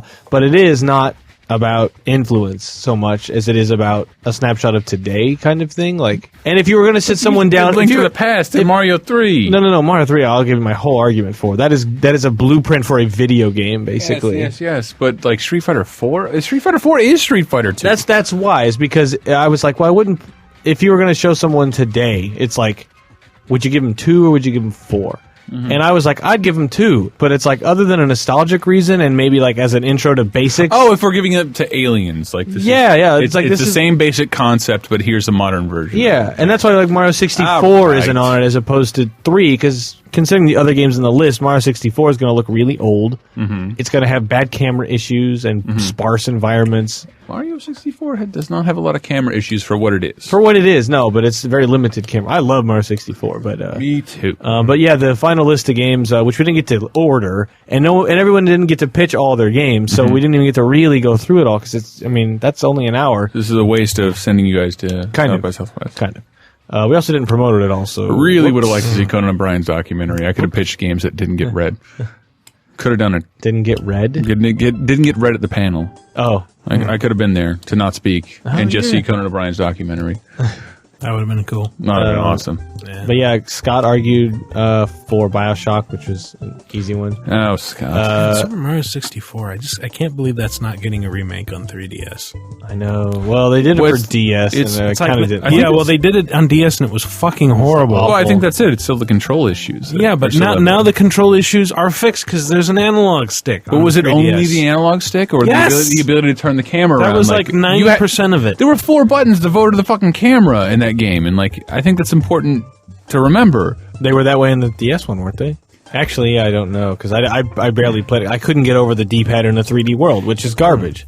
I hate that so much. I'm going to stop talking at a school. But yeah, Evan pitched Minecraft, and it ended up on the list. Of course it did. Red meat for the crowd, right, Lottie? Yeah. And then Scott pitched the first God of War, which became God of War 3.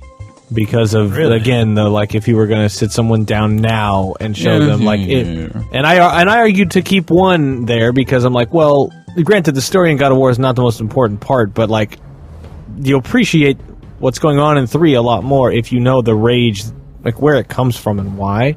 Rather than it's just a fucking beefy dude tearing people's heads off. Yeah, I think if you start with 3, like that's all the people saying, like this game's just about ripping dudes apart. Like it's you missed like half the story. You missed adding the layers that went on through each game. Yeah. I don't know. Going back and playing the first God of War 1 and Beyond Good and Evil, all those old games, like it reveals like you're right. It reveals the blueprint of what makes the modern game. And I don't care if it's the most recent version. Right. Damn it! When you strip away all that shit, like man, the story's taking a long time to tell. Like when all that drips away, all you see is what makes the game work.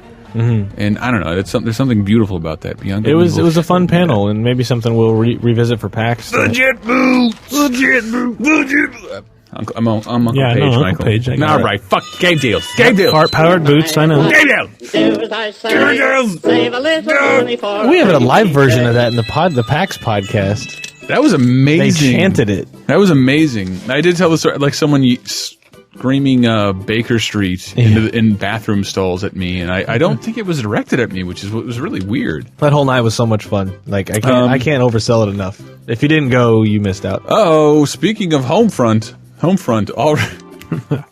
what was the news story? Homefront pulling a Ubisoft. Homefront, like Henry's like, you hear about Homefront? Fucking Homefront. Basically, they're on the news of the middling reviews. Their stock took a nosedive. The stock, THQ's entire stock did? Yeah. Over a 72 on Metacritic, which is ridiculous. Which isn't really even bad. Which is not bad. No, I'm sure they spent a lot of money on this. Though. No, I'm sure they did, but like I didn't think like stockholders were like, oh, Metacritic, fuck. Well, that. like you said, I mean, THQ only has so much to go on. So if their biggest, most hyped, most popular project at the time is getting middling reviews and word of mouth is that it's short and not worth the money, the company could really get fucked. But well, in fairness to THQ, I did see at PAX East a WWE fight stick, which I'm sure is worth something.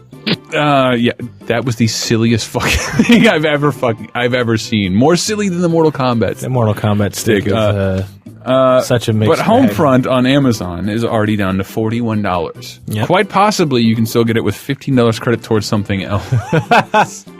$41 down from $60 on PS360. It's kind of ballsy to charge that much money for a game that's that short. Well, the thing is, it's interesting because I'm kind of thinking that it might be less because of like, oh no, sales are dropping, let's drop the price, and more that it was apparently the #1 game on Amazon. Yeah. Well, and like they were selling tons of pre-orders like in the last 30 days. And it could have been the $15 thing too.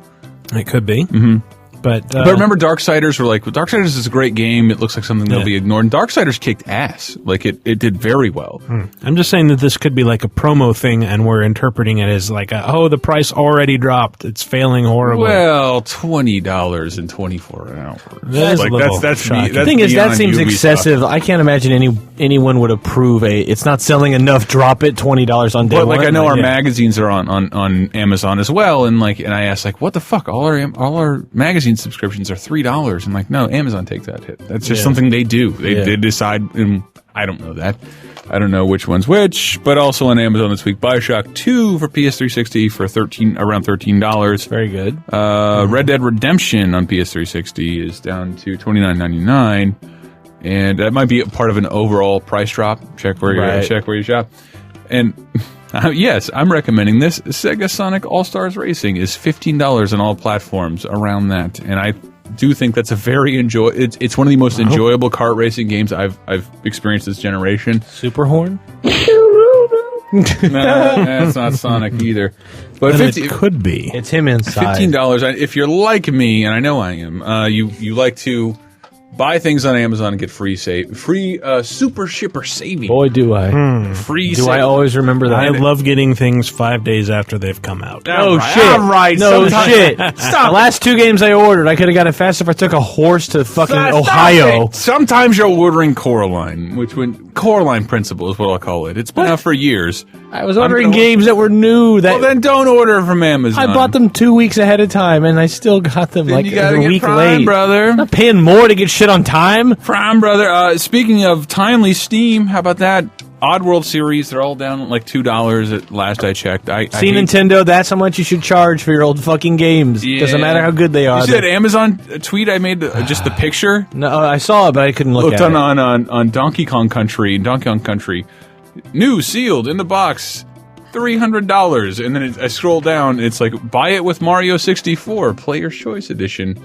$937. Well, that's like a user auction. It doesn't matter, but it like Amazon automatically combined them. Like, if you like this $200 game, you might like this $700 game. If you want to buy only sealed games. And then it was a 3 deal, and the last one was a $5 generic controller by, I think, a company named Generic. And Generico. Also, at Best Buy this week, a bunch of stupid Kinect crap you shouldn't buy is on sale. And I bought Toy Story 3 for $19.99, and Michael will agree with me that it's a cool game. It is. If you go to the sandbox mode or Woody's Toy Roundup. Toy Box. Okay. Yeah. Bunch of Pixar characters appear there. That's a lot of fun. And Yakuza 4 at Best Buy is $39.99. Really? Yeah. Wow. Right? You like the Yakuzas, right, Michael? Sure. It is new. Yakuza 4 is the one that's out. I'm so thrown off because I still see Japan. Japan loves their Yakuza games. Yeah. And they come out months in advance, and Yakuza 3 feels like it came out less than a year ago. Yeah, in America, in America. Yeah, I think it came out in Japan like a while before that. But yes, I'm going to give a personal one. Buy.com Epic Mickey Collector's Edition with extra Mickey cartoons and that kick-ass figure, $44.99. I'm giving that this week's must buy. I don't have a sound effect for that. Take my advice. Do as I say. There are your game deals. For a rainy day. We got to come up with a good community question this week because we've totally denied our forums, and we're gonna have a Dragon Age and Homefront contest there. But I have also denied. I've been saving my Facebook messages to read this week. Okay, apparently, and I learned this on the PAX floor. People are tired of hearing depressing stories read for dramatic effect on TalkRadar. But what'll people send us now? There are a lot of them. There are a lot and of I them. finally yelled like out loud at the crowd, like, does anyone have a happy childhood? That's what I like, because go listen to that in Humor Tumor. I'm like, why do you call yourself that? Because I have a fucking tumor. I'm like, and he's called Humor Tumor. And he's hysterical. Humor Tumor.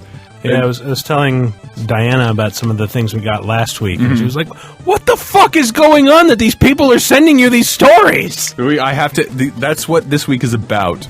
I Love You 143, the antidote to the sad stories, and a bunch of people. This is how you know there's a backlash. There's 3 of these.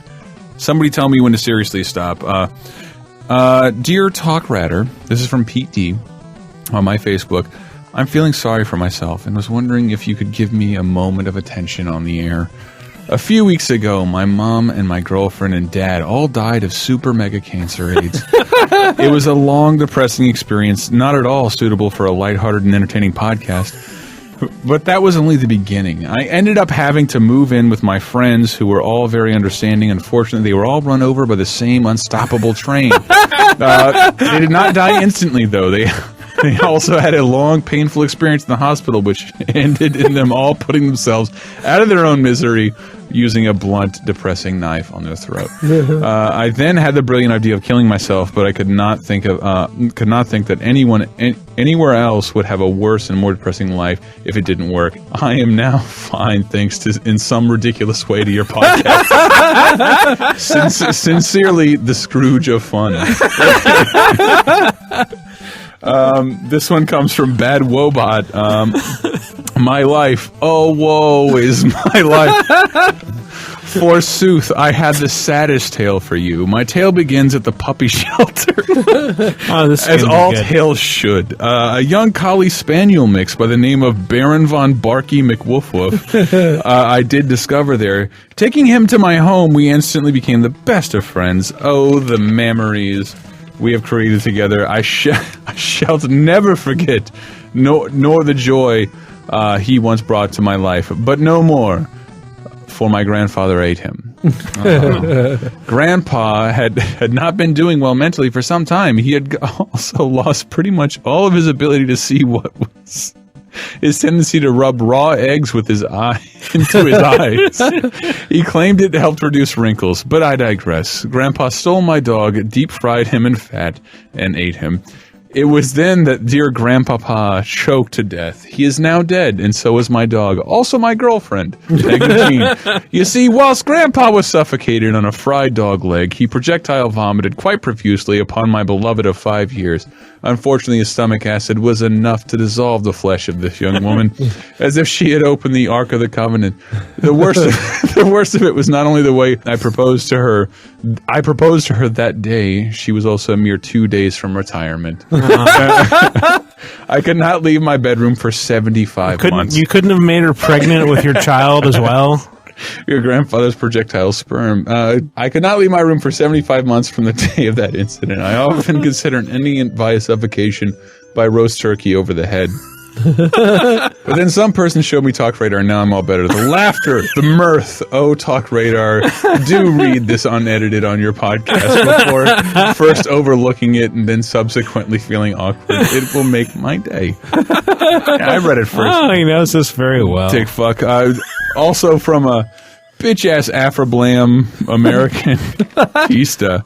Hello, TalkRadar crew. I've been listening to TalkRadar since TalkRadar 97, so I do believe I'm an avid listener, and I notice a reoccurring theme. Sad stories that are way too personal and far too depressing. Anyway, here's my story.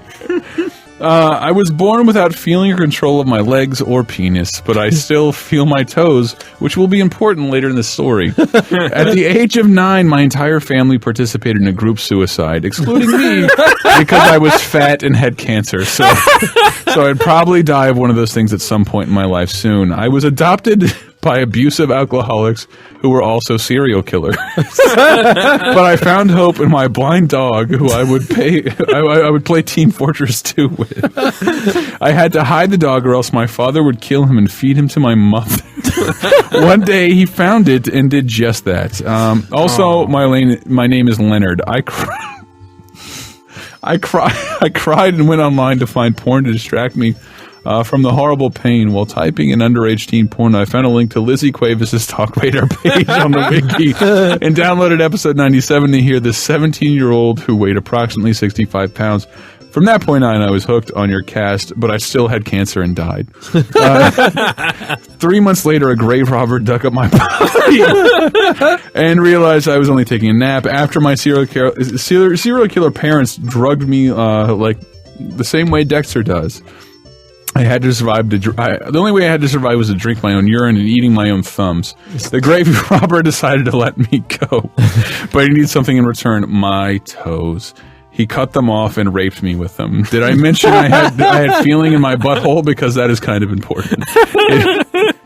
It hurt a lot. Then my wife killed herself because she thought I was dead and had no reason to live. The autopsy stated that she was pregnant with triplets. There we go. However, the baby was not mine. They were coincidentally the grave robber's babies, and his name is Leonard. Hope this gets read on the air because I'm having a tough time getting through all of this. A lot of Leonards in this story. I know. These two. But this is nice, well, we ran into some people at PAX who had told some of those sad stories, and it's still, like, I know it's not... It's uplifting for us. I guess it's not as uplifting for the readers. Yeah, I totally understand why it's a very depressing and able thing, but it is still like flattering to know that, like, I don't know, bullshit that we do makes somebody happy. Playing a big part in your reintroduction to happiness and or society is cool. I did a similar thing where, like, I'm so sad. You've never been sad in your life. I was, but it was stupid. Like the stupid said we all have from like 19 to 22. Your depression was My mom won't buy me Pokemon. Yeah, no, she did. And she gave me a hug when I got it too. Oh, nice. Man, and a pat on the back and $5. But there was like none of that should have done what it did down here right now. Yeah. But an overclocked remix. I think I pointed it out.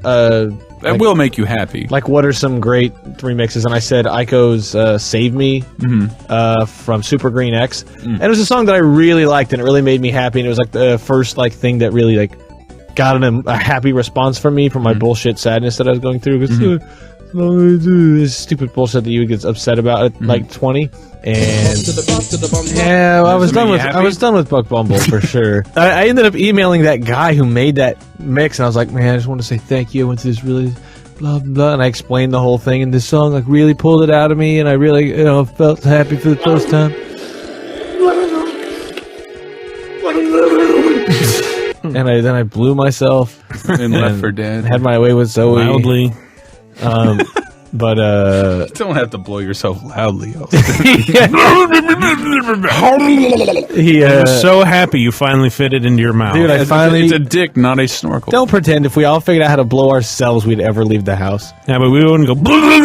After a while, you would. I thought I told you that when I was in gymnastics. You have to do something to make blowing yourself interesting. When I was in gymnastics, I went through puberty at the same time. I got my dick in my own mouth one time in my grandmother's shower. It was the most. It hurt so bad. It was one of the most uncomfortable things trying to blow myself while standing up in my grandparents' shower. Isn't it physically impossible? Wow. Unless you're a contortionist. I was stretching every day. I was doing calisthenics every day. I was. Wait, how old were you? Probably like 12. Oh yeah, 12, 13. A huge hairless dick. It was great. It was great. I'm sorry, Elson. You have a lot of hair on your dick. No. Well, like on the shaft. No, the tip, just the tip. In the end. So it's like a Jawa's ski cap. If you put an H2 scale cigar in there, it looks imagining like either Groucho like Marx. a Wolfman dick or like no, or like just like that's where all your pubes are. Like you don't have any around it, and it just sort of all sprouting from the end. Wolfman dick was a reporter for the. I did not. Hey, it's Wolfman dick, baby. It smells like no, that's Bigfoot's for dick. West Mantooth. West Mantooth. Lydia Mantooth was a saint. Dorothy Mantooth. Dorothy Mantooth? Dorothy Mantooth. Yeah. Why do I remember it as Lydia? Dorothy Mantooth was because hold on, wait a second. I actually have a. All right. I love that movie so much. Making fun of the 70s and journalism, which are two things. Yeah, somebody just pointed that out on The Office. Like, David Koechner came back to stay in the Roost. Steve Carell is there, and Will Ferrell is coming on. He's coming on. Oh, I can't wait. Anchorman reunion minus Paul Rudd for that to happen. I'm gonna eat shit just because I really love Anchorman. Unapologetically, it's fucking love beautiful movie. I'm sorry, Elston, you were. Then that guy emailed me back and said, "Cool." Is that it? Yeah. No. I mean, is he just say like, "Thanks"? Yeah. Well, I mean, he was confronted with this complete stranger going, "Thank you so much for this making me happy." And granted, this is like total drama that I shouldn't have been sad about in the first place. I had no legitimate problem. I will tell you, it's hard to understand for me as a person. I'm doing this because I'm not fulfilled in some way. So seeing that you've been fulfilled by something I did, or use that as a, like, well, why can't I use what I did to get over my stuff? And like, I never can. It's like tickling yourself. It doesn't make sense. It doesn't work. It doesn't. Yeah, exactly. It doesn't make sense to me. Like, why am I not entertaining me? Why do I make everyone around me miserable? Except for people in a microphone for usually not till about 11:30. 2.5 hours. Look, I'm combating that. Yes, please do. Combating that. You shouldn't have bought me contraband. I didn't. Mm-hmm. Yeah. Michael. So now it's Michael's You don't fault. make me miserable. Now it's Michael's fault. Brett miserable. Yeah. Okay, but this is a happy story. Oh, good. It's a happy story by Silas S. Let me preface this by saying that I sent in way too many messages to you. All right, I was young, about 3 years before high school. I was a weird fat kid who was afraid of girls, and I had friends who I would hang out with and play video games, but looking back, they were weirder than me. I thought in high school I would still be with these weird friends, in quotes, forever alone and just fade into suckage. But then I went to stupid-ass Hawaii with my dad and grandparents, and since I was with almost my almost immobile dad and grandparents, in all caps, they really weren't too much. There really wasn't too much to do, and I would try to find ways to kill time. One of these things was TalkRadar. I downloaded an episode, and I couldn't stop laughing. Along with the laughter you brought me, Brett also brought along hype for Street Fighter 4. The way Brett explained that Street Fighter was a technical high-speed chess game got me incredibly hyped for the game. I was so hyped up, in fact, that I saw the commercial for Street Fighter 4, still in Hawaii, that goddamn, let's do this! Fight! Fight! Let's do... Fight! That song pumped me up so much that I started to do push-ups. And push-ups. And more push-ups. When I got home from vacation, not only did I grow into a sexy height of 5'11", but I also got skinny because of your podcast. We helped them level up. Yes. Damn it, I have level up sound effects. Could just make almost anyone laugh in a conversation at that point. I started talking about video games more often with less shame and made new friends who weren't weird at all. Less shame. Along that, Chris House somehow got me to feel comfortable talking with girls, and now I don't have social issues at all. Somehow my grades started getting higher too, but that was probably unrelated. So basically, TalkRadar changed me into an entirely new and better person, and yes, I do realize that it sounds like you turned me into a popular dick who ditches old friends for the cool new ones, but trust me, it wasn't like that. You can read this on the podcast if you find it interesting enough, and I did. And I did. Do we have a question of the week? Remember, we have it in forums, we have a Dragon Age 2 soundtrack and Homefront soundtrack contest going down in there. I was wondering, since this is the 1 week 143, I love you, you love us. We're celebrating our 5th year anniversary. Why don't I was sort of wondering if you guys in the forums could tell us what you liked that we've done. I wanted to do a whole article about this, but I don't think that'll happen. It might happen. There's a fan thing coming anyway. Oh, is there? Okay. But sure. But I would like to see what beyond TalkRadar. What's an article that we've done that you remember and like? I don't care how old it is. I mean, it can be. Do you want to include any favorite moments from the cast, or just solely outside of TalkRadar? Well, I mean, our job isn't TalkRadar. Our job is a lot of other things. And man, I was sort of surprised to see how many people remembered those old features. No. More importantly, it sort of opened my eyes being at PAX. That never mind. It's not a conversation to have on the air, but that being fed in through iTunes and through other avenues, there are a lot of people who have never really seen our site. So if you have heard us on iTunes and then decided to go check out an article, it'd be interesting to see what you thought was good and what was your. I hate to say I don't know any other way to put it in as a question is what's your favorite Games Radar article, but what is your favorite Games Radar something article? like that. I think that's a fun question. It's a navel gazing week, so I'm fine with that. Sort of it. But it also we're not going to be able to do this again. No. But what I like about it also is it lets us. It's a chance for you to really say something that you personally found interesting. I'll tell you what. Lizzie asked a bunch of people a question and got a majority response, and it looks like we're going to do that now. What? It does. I'm not telling. Oh, but she asked it somewhere, and we do listen to what you have to say, and that will. It's a way better survey for editors to see what the people who engage in us like. Plus, it's also just fun whenever someone says some random thing you did 2 years ago, and they're like, "Man, I saw this and it cracked me up." It's like, wow, I thought I was the only one who even remembered that happened, and it's because I wrote it. Mm-hmm. So it's always fun when someone points out. Do you guys have a favorite article that you've written? Do you think?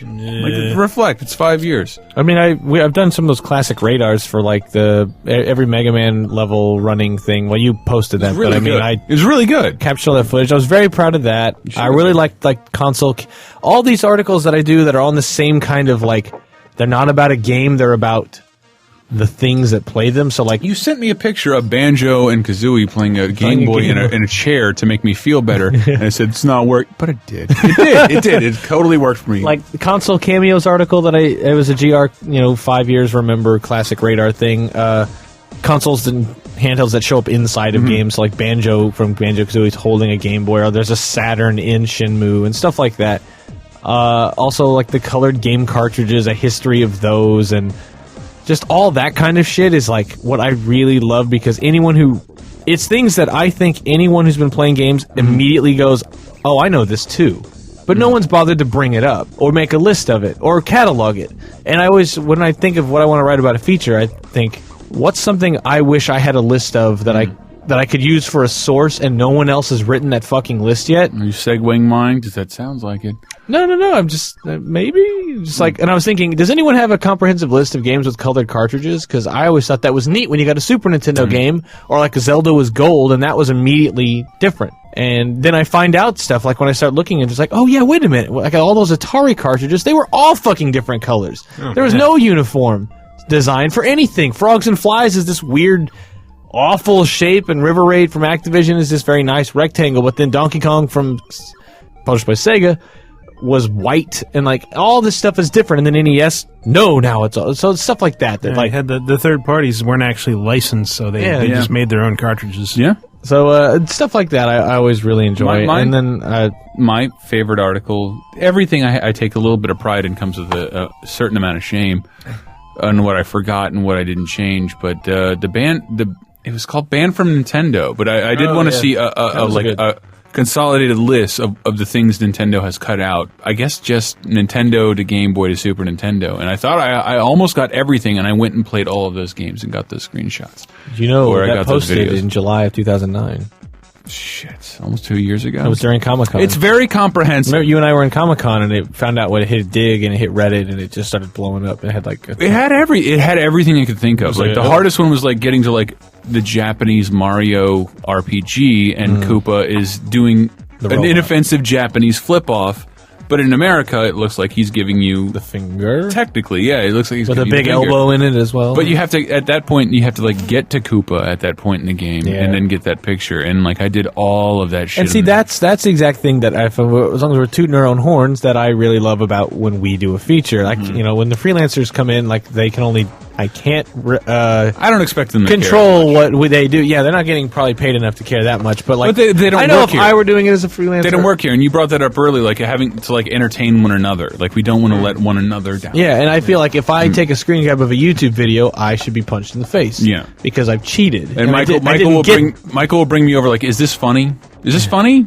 Like so he still wants the article to post live and still be entertaining to me sitting in the room. And I think that's very important. Other than like, yeah, I'm done. This is my job. Yeah, like looking at it as a job like that. Feature's done. It's like no. I want to. All these images need to be crisp and nice. And there's always a handful of reasons. Sometimes you just can't get it, and you're like, and Michael you still give has up. that at the most, like the like loose, like come see if you laugh at this. Yeah. If you don't, that's my barometer. You know, Matt Groening once said something along the lines of, "It's okay to piss people off as long as you make you and your friends laugh." Yes, and that always worked for us. Those are words to live by. Unless it always worked for us because somebody will always find it that likes it. Yeah, exactly. If it makes a group of people laugh and then excludes a couple of people, the people you never knew will come in and they'll love it.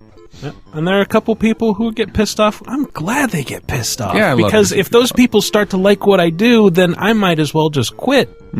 Yeah, I was listening to Patton Oswalt's Zombie Spaceship Wasteland because it's like 5 fucking hours. So all that flying I had to do, I listened to the whole thing, and he had that line in there somewhere where he was talking about the club guy, manager, the guy at the video, the guy at the the club manager that he was talking to. He's like, wait a minute, I'm trying to be really nice to this guy as he's dicking me over, and it's like, wait a minute.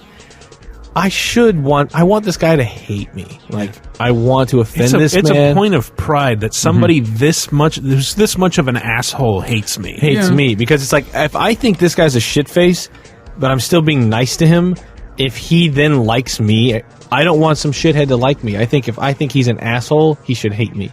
Because we're opposites. And he's just talking about like how he's not going to entertain this anymore, and he just becomes a dick about it. And it's a great CD. I'm getting that point. I wrote an LA Noire thing that didn't go through as well as I'd like, but we had to send a bunch of shit live and then go. We had to send 3 articles live and then go do a podcast and get drunk in front of a bunch of people. And like there was either it can wait 17 hours or it can go live now with a couple of typos, but then Vantager, a user I really like. He's every time I make a joke against the right Ventanger or Vent Anger. Vent Anger. It's Vent Anger. Every time I make a joke against the right wing or Fox News, I'm like, well, find something else to pick on Fox News. LA Noire is like clearly for grown-ups. It's a grown-up game. Like it's not a game for kids. You can't even shoot. You can't aim your weapon at pedestrians. And he's like, blah, blah, and like his first quote is derp, derp, derp, Fox News. I'm like, look, I know you like Fox News, but you can't make that defense anymore. No. They attributed Bulletstorm, a tongue-in-cheek game parodying shooters, to rape. Yeah. You cannot defend them anymore. They did that comparison. The instigators of the infamous sex box thing for Mass Effect. I'm not 100% sure. I think it was a Fox affiliate that did the Islam is Light story. Yes.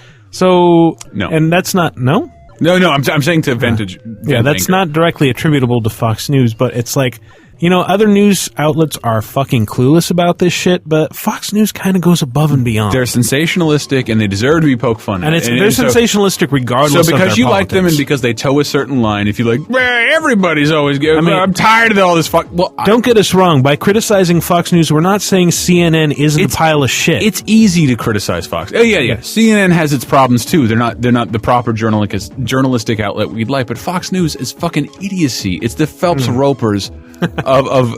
It really is. Like, it's hysterical. When I poke fun at them, I'm like, this is irresponsible. I'm like, this is hilarious. Well, even before they got all political, when I was watching them in college, it's like, I'd try to watch them because it's like, it's kind of interesting. I could not watch for more than 5 minutes without getting a massive fucking headache because it was just people screaming at each other. It's hysterical. Like, and they try and just make you hysterical. And then you do it to me, and I'm like, you're a symptom.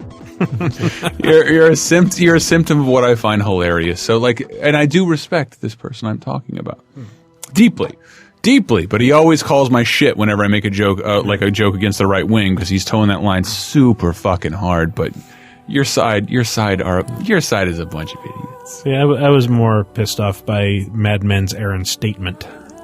Dude, I have no idea how that happened. It looks like spell checker corrected it. It auto-corrected it. What was the situation in that room at the time? Like, boom, internet down. Like, GameSpot is uploading like 700 gigs of fucking HD video. And it would go down for hours. And we couldn't see anything. It was a total fucking blackout. Thanks, colleagues. And I made it a point to call him Ken Cosgrove the whole fucking time. And that one caption, I'm like, this is the only time I need to call him Aaron Stan. Only time I want to call him Cosgrove. The whole... all other time. So fucking mad about that when I saw the comments, because I didn't get to the internet until 2 days after that. Because that's what it's like, publishing things off site. It fucking sucks. It's pretty terrible. It sucks. I had 3 articles. I'm like, they can wait for 17 hours. They can go live with a couple errors. I wrote Darkness 2 preview, and it took 4.5 hours. It was horrible because our backend went down. I had to call a tech guy on Saturday to help me push it through. It was there was a duplicate. There were 2 things called Darkness 2 on our preview environment, and then that was making the screenshots blow up, which was making my preview error. And I'm just like, I can't believe this is going to take me 4 hours to write a preview that I was done with 2 hours ago. And then I had to write it again because our VPN, the remote connector thing, when it decides it's going to time out, it just goes, and you're disconnected. And you're done. There's no warning. And no, you can't access your text anymore. No, boo-hoo. And it's like, I was in the middle of fucking writing that, and it's just gone. And it's just I have fucking a couple gone. things live, and I feel like I have to apologize more to Michael than anything, but like, I know fucking Aaron Stanton's. I know that's his fucking name. I know you do. I know that's his fucking That's name. why I was surprised to see that. I'm a huge fan, but like, I didn't, like, after a while, I was like, well, listen, go live. Let it sit. I was very impressed with LA Noire. It was amazing. Yeah. It was fucking I couldn't believe the full female frontal nudity on the corpse. Like, that wasn't. I don't know if you see her. Was it described in the last preview? Because I know that was in the last preview. You see her head to toe as a corpse. Yeah, I know. I saw it. I was holy shit. Yeah, you see her head, but you kind of expect them to cut away from certain parts, but no. I was being jokey, but like ground. the bush was of a 1940s era. Well, it's something you notice. It's something you notice, and it's something you don't see very often. We can talk about it technically. Remember, what was the senator in GTA? Congressman Stubbs. Congressman Stubbs. His dick looked ridiculous, but it's easier to do a bush. But they really made sure to do it like a 1940s bush. And to me, that was like, I was like, gross. Well, it's also pubes. And the axe wound in her face is pretty bad. Yeah, that too. But I'm not fucking the axe wound in her face yet. Hopefully, you're not fucking the bush either. Yeah, it's my prerogative. I'm an investigator. Yeah, what's the right protocol for fucking a corpse? I will get to the bottom of this, even if it's the bottom. Well, that's what you got. I had a mild silence. I'm not even going to touch the fact that axe wound is a synonym for I know. know. We're in fucking hack territory, and you punctuated my bomb with the word silence to make sure the listeners at home got it. Yeah. And I had a slight... I breathed out loud. I'm done. I'm just a poor excuse for whatever you think I am. Whatever, dude. Anyway. And also, I don't know, talking the thread, like talking. That's a good point that we're trying. Like, we're trying. Yes, we're trying. We're swinging. Trying. You swing real hard every time. We have faults, but that was difficult. But also, if anyone wants to start a thread about, I see various threads about PAX in the TalkRadar podcast. But if anyone wants to start a thread about like little conversations that you had with each other, because a bunch of people met each other for the first time. Yeah, that was great. Like I now associate several of you with the other one, and I know you don't live anywhere near one another. It was really cool to see you guys running around. Like I'd see like never one by themselves. Really, it was always like here. It was Serbo and Bloody Shadow, and that's fantastic to see. It was great to see you all. But I don't know if you want to have a thread that's just about like I got to talk to Samuel and Bloody Shadow and everybody. Do we do phone calls? One amazing phone call. Loud. Hey, TalkRadar, this is Architect 9 on the forums. I've been listening since TDar 48. My favorite TalkRadar is 20 at 109. By the time you play this, I'll be in Fort Knox, Kentucky for 14 weeks of one-station unit training. Oh, I don't have any story about how TDar cured my cancer or anything, but when I was in a low place, TalkRadar helped bring happiness back into my life. You guys are like family. Love you all. Is he reading a letter? Hoorah. He gave us a hoorah. Be careful, son. Thank you. Hey, TalkRadar. This is Gila Rome from the forums. It is, 1:30 in my car? Talk faster! Yeah, 1:30, and definitely 1:30. Laying in bed, just listening to podcasts, and as I was looking through my iPod, I noticed, hey, there's a lot of freaking podcasts on here. So I'm going to go ahead and have to ask. Almost over 100. What's the favorite podcast? Like your all-time favorite podcast? I bet Turbo has one already. So, also I want to say I love you guys. I appreciate what you do. You make weekends so much better when I can't spend it with Can I be the only one to answer this? I know we all have sure. we all have favorites, but the sweetest thing I can say is that the three of us have been doing it the longest, and like today I didn't bother. Who wants to do it? Who wants it? Like there was one, like we'd all been doing it with like 4 or 5 people, and then I think like in the teens we all did it as a threesome.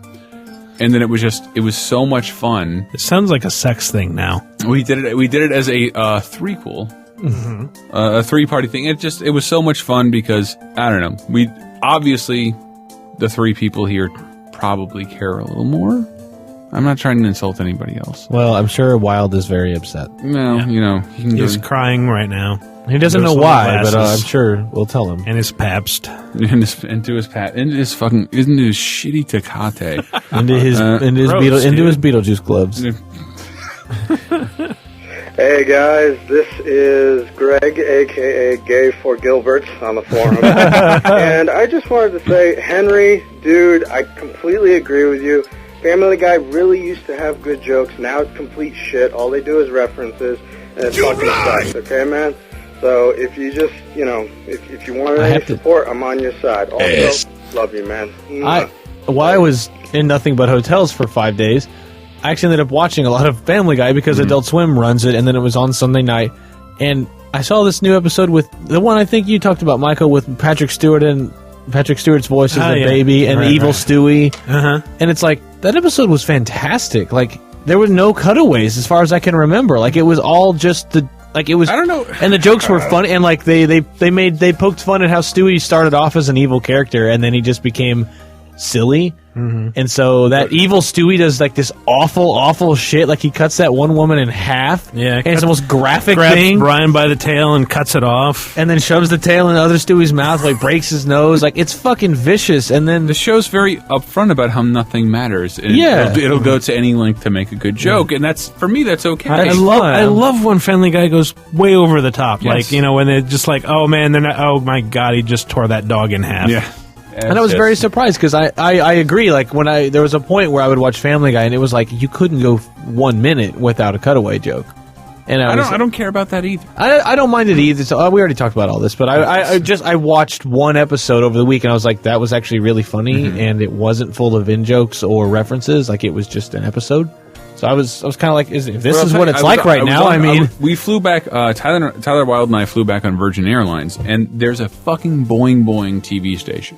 Really? Yes. Wow, on the airline. Moved up in the world. Of all YouTube videos under Creative Commons license. That shit is Robot Chicken and Family Guy and immensely entertaining, and that's all I could fucking ask for. Give me 2-minute YouTube videos that reference everything I've ever heard of or want to see. I'll be fine with that. So I don't have a problem with Family Guy. Next phone call. Hey, this is Mike, King's Mike fan on the forums, and I'm bored. I just fucking listened to one of your clips on YouTube. It was Brett's dream about Allen Keys in the swamp in Florida, and I think I have, maybe it's because you're insane, because that's the only logical explanation I can come up with. What the fuck were you on in 2005, man? Crack? What a bad time. Well, since I sound identical to Brett, according to our listeners, I'm going to say, I was on an interesting concoction that was 2 parts LSD, a little bit of angel dust sprinkled in to add flavor, and like the biggest crack rock you've ever seen. And I'd like drilled a hole in the center of it, put the other drugs inside, plugged it up, and smoked that. It was actually large enough that I didn't need a separate glass pipe to smoke it. I just sort of lit it on fire and held it in a sheet of tin foil. And I had a thing attached to it so that I could just inhale directly from the rock. And It was okay. But Brett, if I may, at the time you were total Nazi homo. Nintendo Pokemon. No, exactly. Yes. You were totally Nazi homo. Next phone call. Hey guys, I'm not going to say my name again because I'm not on the forum, so it doesn't fucking matter. I just want to say that I just choked on my cigarette because during 141, when Brett says tooth mouth, I was busy. I have a surprise for you guys. I laughed so fucking hard I choked on my cigarette. Thank you. I love you. Keep it going. Bye. I didn't realize there was a I didn't hear what he said now, Elson. You ruined it. I ran away because I have a surprise for you guys. What? Look in your shared folder. In Brett's Zounds. Now, okay, the last guy, I imitated There's you. Two waves. There's 2 waves in there. If you we could sound prepare them. alike, and he was talking about a dream that you had with Allen Keys. Yes. Oh man, and wanted to know what you were on when you had that. I was on nothing. I was just working a lot and immersed in news. So. Alright, so this is Canadian bacon flavored nipples. Calling in. I'm drunk up here in Canada and I just listened to the podcast. It's redundant, sir. It's always fucking bullshit because who the hell's gonna listen to it? But, you know, I listen to it because Chris always has a way with the ladies, and, you know, there's no other way you're going to be able to get with the ladies than if you listen to Chris. But, alright. I just wanted to... I have a question for you guys, you're all games journalists. You better! It's been 40 My seconds. question is, like, you know, reviewing games, you must have, like, a level of integrity, right? Because... No, absolutely no. It's like your opinion, but your opinion has to be still respected. So how do you kind of cross that line? I cannot believe the Big Lebowski called in our show. And told us that's just like your opinion, man. What I wanted to get across with this phone call and the next one you're about to play that I put in my shared folder. Sure. Those are both phone calls that are exactly 1 year old. Oh my God. That are still sitting in my inbox. Holy shit. I'm doing the best I can. No, because remember, guys, this is Strangle Me from Brooklyn, New York. I'm calling to find out if you guys may have any information on the Splatterhouse remake this year or last year, whenever the hell it was. But really, I have a review score. Any info on that? Thanks a lot, guys. Keep up the great fucking work. Is that the first appearance of Strangle Me? Well, playa. It's probably cheap now. Well, playa, I hope you like sixes. But no, both of those, I was looking, I was like, wait a minute, we got that in March last year. What's the oldest thing I still have in my folder? March 19th, 2010. Hello, TalkRadar. This is Jake, a.k.a. One Wing Dentista on the forum. I know you. I have a question for all the listeners. PAX Prime is going to be really expensive. If anybody wants to split a hotel room for PAX Prime, please hit me up, One Wing Dentista, one word, all lowercase, on the GR forums or GR Bain site, or Jake P. Peterson, JAKEPPETRSEN on Twitter. Thanks, bye. I know. I didn't know that was you on Twitter. Yeah. That's not a bad idea. And I almost want to sponsor hotel rooms at this point. Yeah, good luck No, with that. seriously, I mean, the way everyone got along at PAX East, like, I can just assume everyone's going to get along at PAX Prime. Like, Yeah, to it's share ridiculous. rooms, like, it was fucking amazing. Everyone, who didn't come and he pointed it out was the Did. And he's on the East Coast, is he not? Oh. Well, is he? No, he's not in I Boston. think he thinks we've forgotten about him. No, he doesn't. No, he messaged me last night. He actually got retweeted by Patton Oswalt. Really? He made a joke about Glenn Beck and the Attaboy and, did. Amazing. and the earthquake. So Chinspired. Ted Diddley-O. Last phone call. Hey, what's up, dumbasses? This is Jizzosaurus from the forum. Oh, why did And that you know work? what? It's pretty shitty here right now in little old Delaware. I just That's listened near to the Boston. Is Pound this Beast phone call from a year ago? podcast, and 20 years damn ago. it, I wish I could have been there, but I don't have the money, and I can't be there next year because I'm joining the Navy. So, armed forces, salute. But What I about just wanted Mark? to ask What about- you something. If you could live in any video game world, what would it be? Me, I would probably live in The Legend of Zelda because sure, Ganon takes over shit all the time, but There's a lot of Link space. and Zelda team up to fucking take him down. And it's always fun because there's always shit to do. It's like, oh, destroy the Deku. Oh, Deku tree. Oh, shit like that. Okay, so, if you could live in any video game world, what would it be? Yes. Since I was 7, the answer to that has been Hyrule. Hyrule. Really? I will take the Hylians in Beyond Good and Evil because probably I want to different now. live in a mechanized, futuristic world where there's flying instruments, superior photographic equipment, and still animal creatures. Ooh. I can't think of anything off the top of my head. Just say the mushroom. I can't And we either, can actually. leave. I'll live in Animal Crossing. All right, there he is. What's the earlier one from a year ago where he's saying, hey, how can you guys have integrity? It's just your opinion? Is that what he said? Maybe, I don't know. Yes. No, I can't believe Jeff Bridges called in. Tron okay. wasn't even on the horizon. He was nominated for an Oscar. What a great guy. Here's the thing. It's the same way anyone who gives their opinion of anything. Yeah, I'd like to give an opinion about that opinion. Oh, no. And that it's the opinion of people who play a fuckload of video games. Right. That's why we're critics, because we literally do this for a living. And so it's an educated and we opinion. didn't stumble into the job. Like, we spent a lifetime playing the games beforehand to have a base of knowledge. Yeah, we to didn't. use We it. didn't just post on forums going, "Me like Nintendo," and our bosses are like, "Yes, that man like Nintendo. We hire him." And even if we did, we're not allowed to go saying this and that about any games without a lot of consensus. Yeah, a lot of evidence to back it A up, lot or of evidence. arguments to back it up.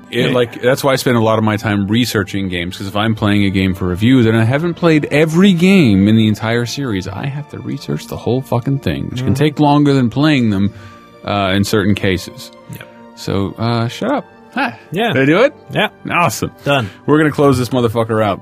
Oh, from David Shea on Twitter. It's Club Villain by Ray Johnson. You can see it on Your Favorite Martian YouTube channel. I'm sure you're familiar with it. There's 5 million views. It came out 2 days ago, but it's all about partying with fucking villains in a nightclub, right? Yeah, well, what? If you could party with one villain in your entire life, Mike Raparis, who would it be? One villain. You buy a drink for it. Yo. For a villain? Yo. Do Grand Theft Auto characters count? Oh, yeah. They're all villains, baby. All right, I'll tell you who mine is. Mine's a fucking cook from The Little Mermaid who tried to cook Sebastian. He's all like, "It don't hurt 'cause you're dead." And fuck that motherfucker. The strange place my brain went the first. What? In all of the comic books and video games I like, Kingpin. I thought of Maleficent. Wow. Kind of because I want to have sex with a dragon. I think birthday. You're spitting. I am spitting You're kind of thinking everywhere. this drink is going to lead somewhere, huh? I hope I can put it in this dragon's whatever. Yeah, I was going to say, the T-Rex from the first Tomb Raider, because he's made out of boxes, and I think that would be cool in a bar, but I don't know. I could sit on him. I concur. Instant seating. Let us run. This is that song that I just mentioned. And, bye. partying with all these villains, all these villains, all these villains, all these villains, all these villains. Catwoman and Harley Quinn, I swear I saw those hoes kiss. I laugh at Jason Voorhees rocking glow sticks. And Dr. Octopus was also getting physical with Ursula. The two were making out and touching tentacles. And Voldemort greeted Vader with a fist pound. They were checking out Mystique's ass next to Chris Brown. Chris Brown? Somebody needs to throw that guy out of the club, seriously. And Megatron, he was getting it on. He was drawing a crowd.